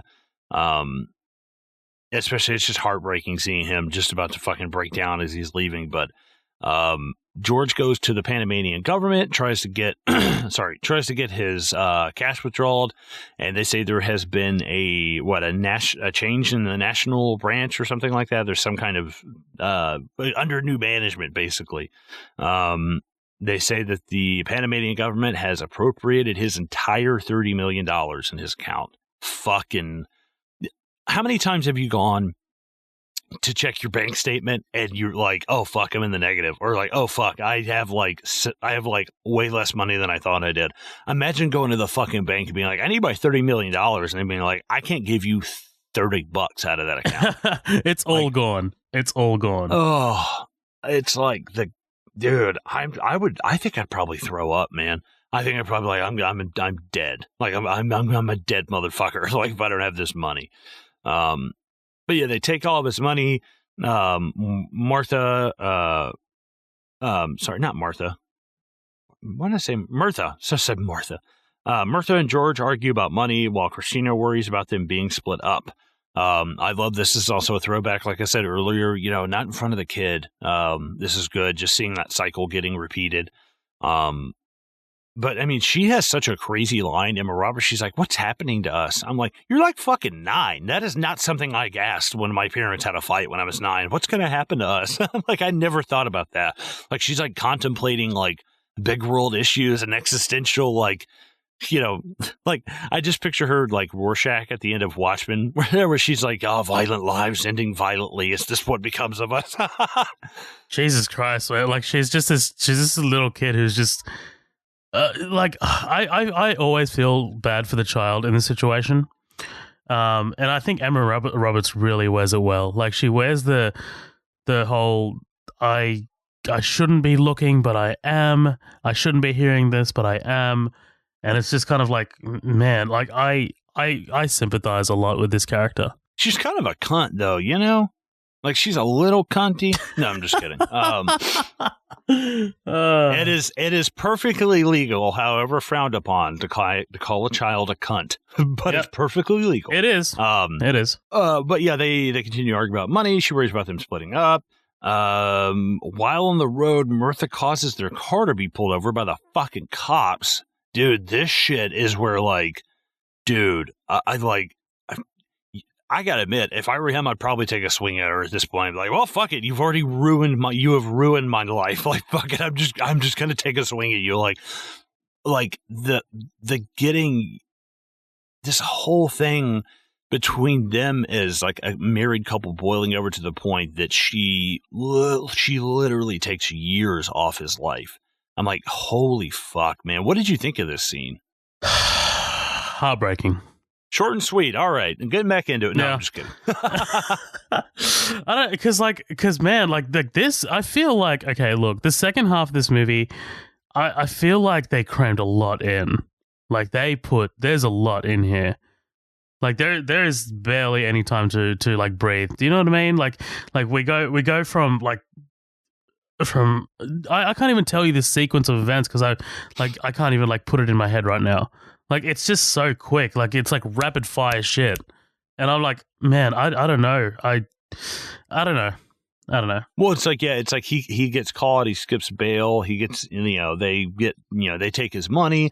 He gets arrested again. 3 years passes. They're divorced. Now his relationship, it's like everything. But I think that's part of what comes up must come down. Like, we saw this in the first half, where it's like, we moved to California. I met this hot girl. Now we're selling weed. Now we're going to Mexico. Now we bought a house and blah, blah, and everything happens quickly. But just as quickly as it comes, it can be taken away.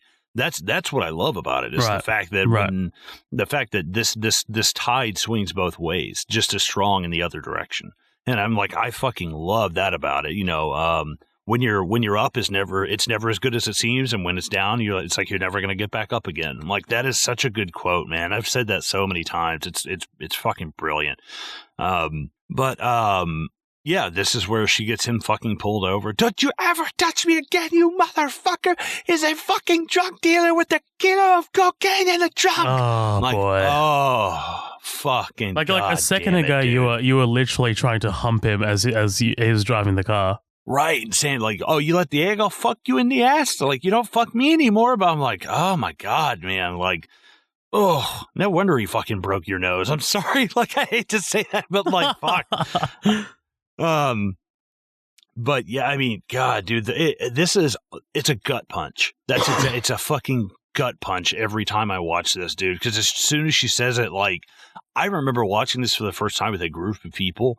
And she says that, and I remember multiple people going, oh, like, oh my God, like, she just ruined. It reminds me of actually in Goodfellas with Maury, when Maury's like, oh, I could have dropped the dime a dozen times, but I didn't I? And that's when he's like, Maury, shut the fuck up, dude. Like, shut the fuck up right now. Like, you might fucking get pissed, and you might, like, be at ends, and you might even try to kill each other, but you don't fucking rat each other out. Like, that is what's fucking crazy to me. Right, it's all about loyalty, man. Right, exactly. But we kind of had 3 years. Mirtha comes to visit George in prison and to tell him that they are getting a divorce. There's someone else. Not that I think you care. And his face is just like, I don't. Like, he doesn't give a fuck. It's like, I'm not 3 years, though. Like, they got the divorce 3 years later. Yeah, I mean, I wonder if they might have been, I don't know, not that it's super important, but, they might have been trying to work it out. You never know. They got a kid and shit. I was like, all right, maybe they're trying to get this to work, but fuck it. I mean, it's been 3 years. She's getting fucking her pipe stuffed by somebody. You know what I mean? Yeah, she said, we're getting a divorce. I'm taking custody of Christina, and you're going to pay child support. And that's it. Okay? And I love, say something. He's like, what do you want me to say? You put me in here. Oh, that's George. Always thinking about yourself. And then her walking out of shot, and boom, there's Christina behind her. Like, oh, another fucking gut punch, dude. And Depp's face really says it all when he sees her, and he's just like, oh my God. Like, I don't want her seeing me like this kind of thing. because I got the impression that this is the first time that he's seen her since he's gone in. That's what it felt like, you know? Like a really in 3 years? Do you reckon? It's what it felt like, because I don't know if that was something. You gotta think, she gets him arrested for this shit, and it all kind of like falls on her. I don't see them going to visit him for a while. You know, their relationship's rocky. Now they're getting a divorce. I don't see her going out of her way so that her daughter can have a good relationship with her father. Like, I just don't. She's kind of a bitch, to be completely honest. But I wouldn't say it's the first time that they've seen. I wouldn't say it's the first time, but this might be one in a handful of times that they've come to visit. Dude, when she says, "I thought you couldn't live without your heart," Depp reacting to that, him staring at him looking down, and he stares up at Penelope Cruz, just like, if I could come across this thing right now, I would fucking eat your head. Like, I would destroy you. Like, it's palpable. And him like, one of the scariest things about this movie to me is when he's slamming that fucking phone into the glass, the look on his face is such of like visceral snarl of hate and like anger and just like lashing out. Like, it's terrifying and like beautifully done at the same time. What it reminded me of? What's that? It reminded me of it's like, well, this is anger. That's sort of anger in a different way. Ryan Gosling in Blade Runner. Oh, and he's like screaming. Yeah, I could see that. I definitely could. God, he's so good in that as well. Totally. I was actually really skeptical about that at first. I was like, oh, okay, cool. So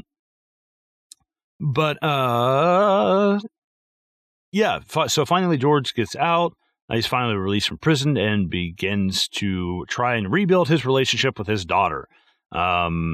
George says he wants to come and take her on the weekends. He wants to have custody. We haven't seen any alimony, not 1 cent. I love the way Penelope Cruz talks. Like, I'm not gonna lie, I don't really find her all that attractive. She's just not my type. How dare you?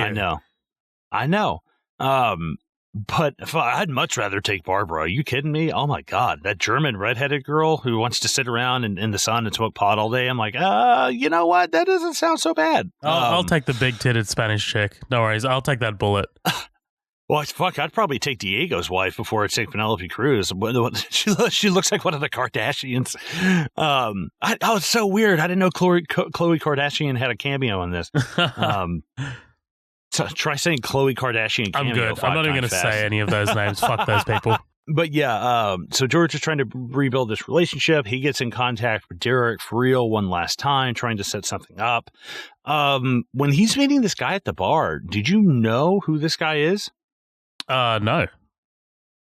I am like 99.99% sure this is Waingro from Heat. Oh, yeah. Sorry, it is. It is 100%. Yeah, for sure. Because okay, cool. Yeah, yep. It absolutely is. I was wondering about that because I was like, dude, he looks just like. Yeah, that's him. What's funny is they actually said when Waingro went in, like the actor who played him, Kevin Gage is the actor's name. When Kevin Gage actually went to prison, everybody just called him Waingro, and he's like nobody fucked with me in prison. Everybody loved Blow and Heat, so like nobody fucked with me. Everybody was really nice. I was like, well, that must be nice. I heard that story. I heard that story, dude. He looks like a bad dude. Like he looks so fucking seedy. Yeah, nothing about his whole appearance is like, I make wise decisions. Like everything about him looks like he's like, I've had to live in a car at some point. I'm like, I believe you. But yeah, basically they set up another job, and this is where we bump into Dooley again. Fucking Dooley, dude.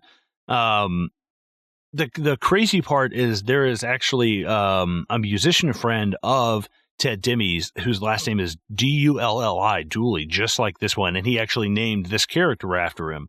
And what's funny is, I guess not funny, when Ted Demi died, that musician dedicated his album to Ted Demi, which was crazy.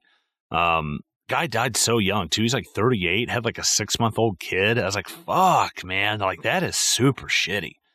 But yeah, the crew sets up the job. We get this conversation between George and his daughter. He's like, I'm thinking of going out to California. Would you want to come with me? Blah blah blah. This whole thing, I promise I'll come over. I'll be there at 3:30 to pick you up. And he's like, Scout's honor, swear on my life. Or he says, Scout's honor, I swear on my life. She's like, swear on my life. Like, ooh, oh man, that fucking cuts she's clever, deep, dude. She's a clever girl. Clever girl. But yeah, this is where this is just kind of. We're kind of coming towards the end here. We're wrapping down. Everything. What is that saying? The end is the beginning is the end, kind of thing. Like we are right at the beginning of it again. They get the coke. They come in. Pure Colombian disco shit, man. And George, goddamn, he's like, dude, Dooley, you saved my fucking life. He's like, being that I'm so generous, you're all getting an extra 15%. George, that's an extra $200,000. Like, these guys must feel like such shit by the end of this, man. Yeah, I would too. There'd be remorse, but you gotta do the right thing. That's my fucking philosophy, I guess, if I'm going to be fucking Plato over here on my little high horse. Well, and also it's too late to like pull back. Like they can't say, "Oh, hey guys, not this one. Let's get the next one." It's like that's not your call, man. Right, like right. This either happens now or never. Now, when they take the knife, dude, I thought they were going to kill him. Like I was just like, oh shit, they're gonna snuff him out. See, I thought that too. Like the first time I watched this, I was like, wait, so this whole thing, federal prison inmate, that was him telling the story 10 minutes ago when he was in prison, and now we've moved on since then, and they're about to fucking kill him, because it's a really ominous shot. Like, it's them on the table, he goes to the bathroom, it pans right, and then it pans back left, and you see him taking the knife, dude, and it's got the plastic set up in the back? Yeah, and just this really cryptic talk, like, man, I feel bad. Yeah, I feel bad too, but what's done is done. You're like, whoa, what the fuck does that mean, dude? Like, you're like, what the hell's going on here? Oh, God, and just the fact that he has no clue, and he comes back, hey, you know what I was thinking? I was remembering that time we flew to Mexico, and, you remember that fucking landing strip? And it's like, dude, that's heartbreaking. Like, thinking about this time that means so much to him, and honestly, it means so much to us, because this is where... it's just like Goodfellas. At the beginning of this is that life that we get sucked into, and it's the Mexican life. It's this, living in Acapulco that really sucked us in. So to hear him chatting this back up with this guy who he thinks is his friend, who he has no idea has fucking sold him out. Like, Jesus, that's fucking so tragic, man. Like some Greek tragedy shit. But George realizes, why the long faces, realizes that his knife is gone, and fucking the jig is up. He knows what's going on. I love this whole thing of him just being like, no. And he's like, fuck, not. And he doesn't even care about, I don't care about going to jail. I don't care about losing the money. I don't care about any of this stuff. It's the fact that I'm not going to be there to be with her. You know what I mean? Right. It's the selfless sort of like the dad thing. Right, yeah, exactly. Man, this is just fucking heartbreaking. You got to work through that. You got to work through the emotion, Colin. Get through it, mate. Well, this whole thing of him saying, it didn't bother me being, and the way they all leave, the way they all get up, and then the spotlight hits him. He's like, I was busted, set up by the FBI and the DEA. That didn't bother me. Set up by Kevin Dooley and Derek for real, but save their own asses. That didn't bother me. But sentenced to 60 years at Otisville, that didn't bother me. But what bothered me is that I broke a promise. I'm like, oh, just a shot of her outside. Like, dude, that is fucking so sad. These monologues as well, dude. These fucking, like, so goddamn sad. This guy that comes in with the tape recorder, do you know who that is? No.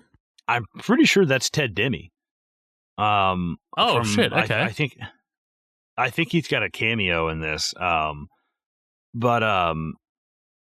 yeah, I'm like, oh, this guy does cocaine. Yeah, no wonder he had a heart attack. He's kind of a fucking big ass dude, like playing a basketball game and being high on coke. Yeah. Like what the fuck do you think you were doing, dude? Yeah, I'm almost like 90% sure this is Ted Demme, but we see him trying to get this weekend furlough to visit his dad. His dad's sick. His mom says no way. She gets that shut down. So they have this conversation with him, reading it into the tape recorder. And Jesus Christ, I mean, I'm not going to read this whole thing. It's so fucking long, but it's just him recounting all of this stuff. Going to work with my dad. It was the biggest truck in the world. I remember how important the job we did was. If it wasn't for us, people would freeze to death. I remember playing with tuna. I remember when I left from California, I wanted to come home with the FBI chasing me. That was really something. You remember that? And remember when I told you remember when you told me that money wasn't real? Well, old man, I'm 42 years old, and I finally realized what you were trying to tell me so many years ago. I finally understand you're the best, Pop. Just wish I could have done more for you. Wish I had more time. Anyway, may the wind always be at your back, the sun always upon your face, and may the wings of destiny carry you aloft to dance with the stars. Oh, man. Fucking just like fucking just crying my eyes out over here. It's so fucking sad. It is sad, but man, I don't know, I felt disconnected. I didn't really sympathize with it as much as I should have, and I feel like, I don't know, maybe I was missing something. I don't know. I wasn't really on board with it as much as you are. God damn, you are a cold-hearted bastard. I know. It just gets me because this has been like the only person that's been in his corner the whole time. Barb died, his mom betrays him, his wife betrays him, his friends betray him, and it's like, fuck, this is the only guy that's been in your corner consistently. It's like, that is fucking heartbreaking, dude. Right when you think that that's going to be like the emotional climax of this, we see like, 10 years later, he's fucking a lot older, he's gardening, and then we think this is Christina, and we're like, holy shit, she's coming to visit him, and this is going to work out, and then it's nothing but like an illusion. I was like, oh my God. And at first I was like, is he losing his mind? Like, is this where the movie's going to go? Like, he's just been in prison, like shitting himself and losing his mind for the last 10 years. But she just like completely disappears, and him being almost lost in that field. And he's like, oh, I got a visitor today. He's like, not today, George. Like, oh, God damn it, that is sad. It's pretty hard. That got me. Oh, okay. Well, good. I'm glad something gets you, you fucking ice princess. Jesus Christ. This whole thing at the end. So in the end, was it worth it? Jesus Christ, how irreparably changed my life has become. It's always the last day of summer, and I've been left out in the cold with no door to get back in. I'll grant you, I've had more than my share of poignant moments. Life passes most people by where they're making grand plans for it. Throughout my lifetime, I've left little pieces of my heart here and there, and now there's almost not enough to stay alive. But I force a smile knowing that my ambition far exceeded my talent. There are no more white horses or pretty ladies at my door. I'm like, fuck, man, that is... Dude, that is fucking heartbreaking. And I think that George Jung wrote that. I think that's straight from his book that he was writing. And we get this It sounds like something that was put on paper for sure. Oh, God, yeah. And we see, he's been sentenced to prison until 2014. And that Christina Sunshine Young has not yet visited her father. And that's fucking blow, man. Boom. That's blow. I tell you what, I think we have a listener comment on this. I've got Facebook. I don't think we got any on Instagram. I don't think we did. But, even if we did, I don't have my phone with me. Right. Yeah. Way to come prepared, Zoheb. No, I'll just, yep. I'll just read this one off of Facebook that we got from Brooke Moss. Brooke, thank you for listening. Thanks for writing in. Brooke Moss, I love this movie and thought the story was so tragic. I believe he's out of prison now. He absolutely is. George Jung was released sometime, I think in like 2015 or 2016. It was actually funny. He gets out of prison, and as soon as he gets out of prison, he has to go to a halfway house for violating his parole immediately because he made some type of public appearance. Yeah, it's like he made some type of public appearance, and he was out in 2014, and then in 2016, he was arrested and booked for a month just because he was doing some kind of promotional thing that was not cleared by his parole officer. So it's not like he went back to smuggling drugs. That would be the shit if he went right back to smuggling drugs. Like, you really don't fucking get it, do you, dude? Like, what the fuck is wrong with you? And it's the life. Yeah, he's like, I can't let it go. This whole thing with his daughter as well. I did read that after the movie came out, she did actually get in contact with him. And when he got out of prison, they started kind of forming a relationship. And in this interview, they asked George, like, how's your relationship with your daughter? And he's like, and it's so sad. He goes, that didn't pan out so well. Oh, man. And the interviewer is like, oh, okay. She's like, we don't have to talk about it. He's like, no. He's like, it was a big part of the movie and it's a big part of my life. And he said, I've asked her to forgive me for this so many times and she just won't. And he's like, and all I can do is really ask for forgiveness and move on with my life. And if she doesn't want to give that to me, I can't sit and spin on that for the rest of my life. He's like, I've got to move forward. He's like, I made a mistake. I got to own it and just keep on keeping on. And I'm like, wow, like that is crazy.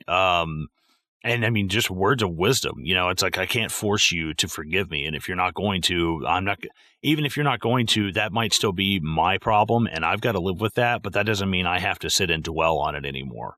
I don't forget that, but I don't have to sit there and relive that every day. And I'm like, damn, that's some powerful shit. And honestly, I hope something, he's 73 or 75 years old. I hope they get something figured out before he dies. Cause I mean, dude smokes like crazy and has done a lot of drugs. So I can't see him living to like 100, He does not look good, dude. I just saw a recent photo of him, not looking good. Oh, dude, he looks like a leather handbag. It's like, God, he does not Pretty look much good. He looks awful. But you say we go ahead and plug some socials and get the. Well, no. Give me your closing thoughts. What am I doing? I'm trying to fucking jump the gun here. Yeah, well done, genius. It's like you've never fucking podcasted before. Yeah, man. Look, like I said, this for some reason this movie didn't really connect with me as much as it should have. I think just.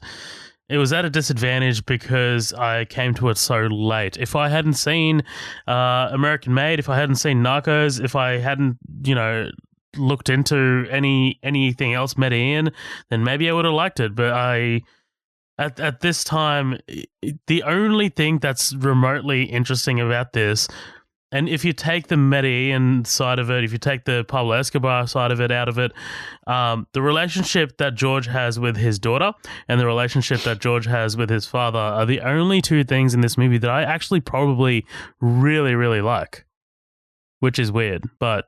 Yeah, it's pretty fucking weird. Yeah, yeah. It's just because the other elements are just done better in other things, and I'm not saying that that's a bad thing on this movie's part, because this is honestly, this probably came first, 2001, and then now we're going through this crazy sort of weird era where we're all obsessed with the Medellin cartel and El Chapo and shit like that. So it did probably do it first, but. Yeah, again, just disadvantage of coming at it too late. The way the story is told, the Goodfellas vibe, again, it's just under that shadow of the Goodfellas vibe that I can't seem to just take it out of, and I can't seem to separate myself from it. Maybe it's just because I've only seen it once. Maybe if I watch it again, I'll probably, get that out of it, but I can't. Also, I bought this movie. Oh, nice. Yeah, it was available to rent or buy on iTunes. I think it was rent $3, buy $5. So I was just like, fuck it, I'm just gonna buy it, dude. But yeah, it was okay. Honestly, I'm not too high on it. Maybe I think I'll give it a 6. Yeah. Fuck you. No, I'm just kidding. Yeah, I'm actually looking at some of this trivia right now, which is interesting that the woman that plays that Johnny Depp's mom is 6 years younger than him, and that Ray Liotta is only 7 years older than Johnny Depp. And Emma Roberts, she didn't see the movie till 6 years after it got released, obviously. And this is actually her film debut as well, which is interesting. That whole thing about the tape recorder that he leaves for his dad is actually verbatim what the real George Jung left for his dad. I fucking love this movie. I think that it shows the perfect example of trying to have your cake and eat it too. The fact that the this whole thing of almost like a Scarface, like the world is yours kind of thing, that there literally can be too much of a good thing, and it really it's a story of like tragedy in me for a sense, because if he had just stayed in Mexico, said fuck it, I'm just going to stay here, I'm going to sell pot, I'll retire, or even if he'd have just stopped when he got his ass beat, like I guess he was pretty much stopped. That's one thing that's a little bit different between the movie. I don't think they threw this big party where he got caught. Like, he went right back to smuggling for Pablo Escobar when he cut ties with Diego. So it's not like he was out of the loop completely and he was completely clean. Like, he was still selling drugs. I mean, he was smuggling. That's just what he did. But I think that this movie handles a lot of those elements really well. I think that we are supposed to be emotionally invested in this relationship with his father and his daughter, because we see a generational thing. Like, this guy is such a self-destructive like tornado of, he treats himself like shit, snorting all this cocaine, but then also at the same time he's puts himself and all the people around him in jeopardy constantly by doing this. I was expecting at some point that there was going to be something with his parents, like I'm going to butcher that. I figured the cartel at some point was going to be like, hey, if you don't do this, we're going to kill your parents, or something was going to happen there. It'd be funny if he's like, hey, can you just kill my mom? Like, can you leave my dad alone? Yeah. But no, I love this movie. It's not as good as I remember it, but I think it's better than most people have given a fair shake at it. I know other things have done it better, but nothing really. There hasn't been a movie like this to chronicle one of the biggest times, except for Narcos. But Narcos is more about what's going on, below the, in the cartel, border, yeah. Right. It's interesting to see how this person in America was able to do this and go, uncaught for so long. So I definitely say it's like a 7.5 out of 10. I really, really enjoy this. And I love the tragedy of the story. I love just the excess and stuff, this American greed kind of thing. That even when it's white collar people or blue collar people or whatever, that greed will come down on your head like every single time. It doesn't matter. And, maybe get out while you can. And, while you still have your head attached to your shoulders, I guess. But yeah, I say we go ahead and plug socials and get out of here. You cool with that? Hell yeah, dude. Let's do it. Awesome. Guys, if you want to check us out, you can find us on Instagram at Midnight Double Feature, on Twitter at MDF Pod. We're also on Facebook at Midnight Double Feature, and we have the group attached to that called the After Party. That's 3 words. Everybody's invited to that. You can also find us on YouTube. Just type in Midnight Double Feature. We're on Spotify, we're on iTunes, we're on any major listening platform. Please stop by and rate and review us on iTunes. It keeps our bread buttered, it keeps our lights on here, and it keeps the Coke flowing through our veins. So please stop by, rate and review us on iTunes. Shoot us an email, midnightdoublefeature@gmail.com. Give us any questions, comments, concerns, any requests. I'd love to hear some more requests from people. But if you guys ever want to contact us at all, you can find us on there or find us on anything else. And stop by, rate and review us on iTunes. Thank you guys so much for listening, and we will catch you next time.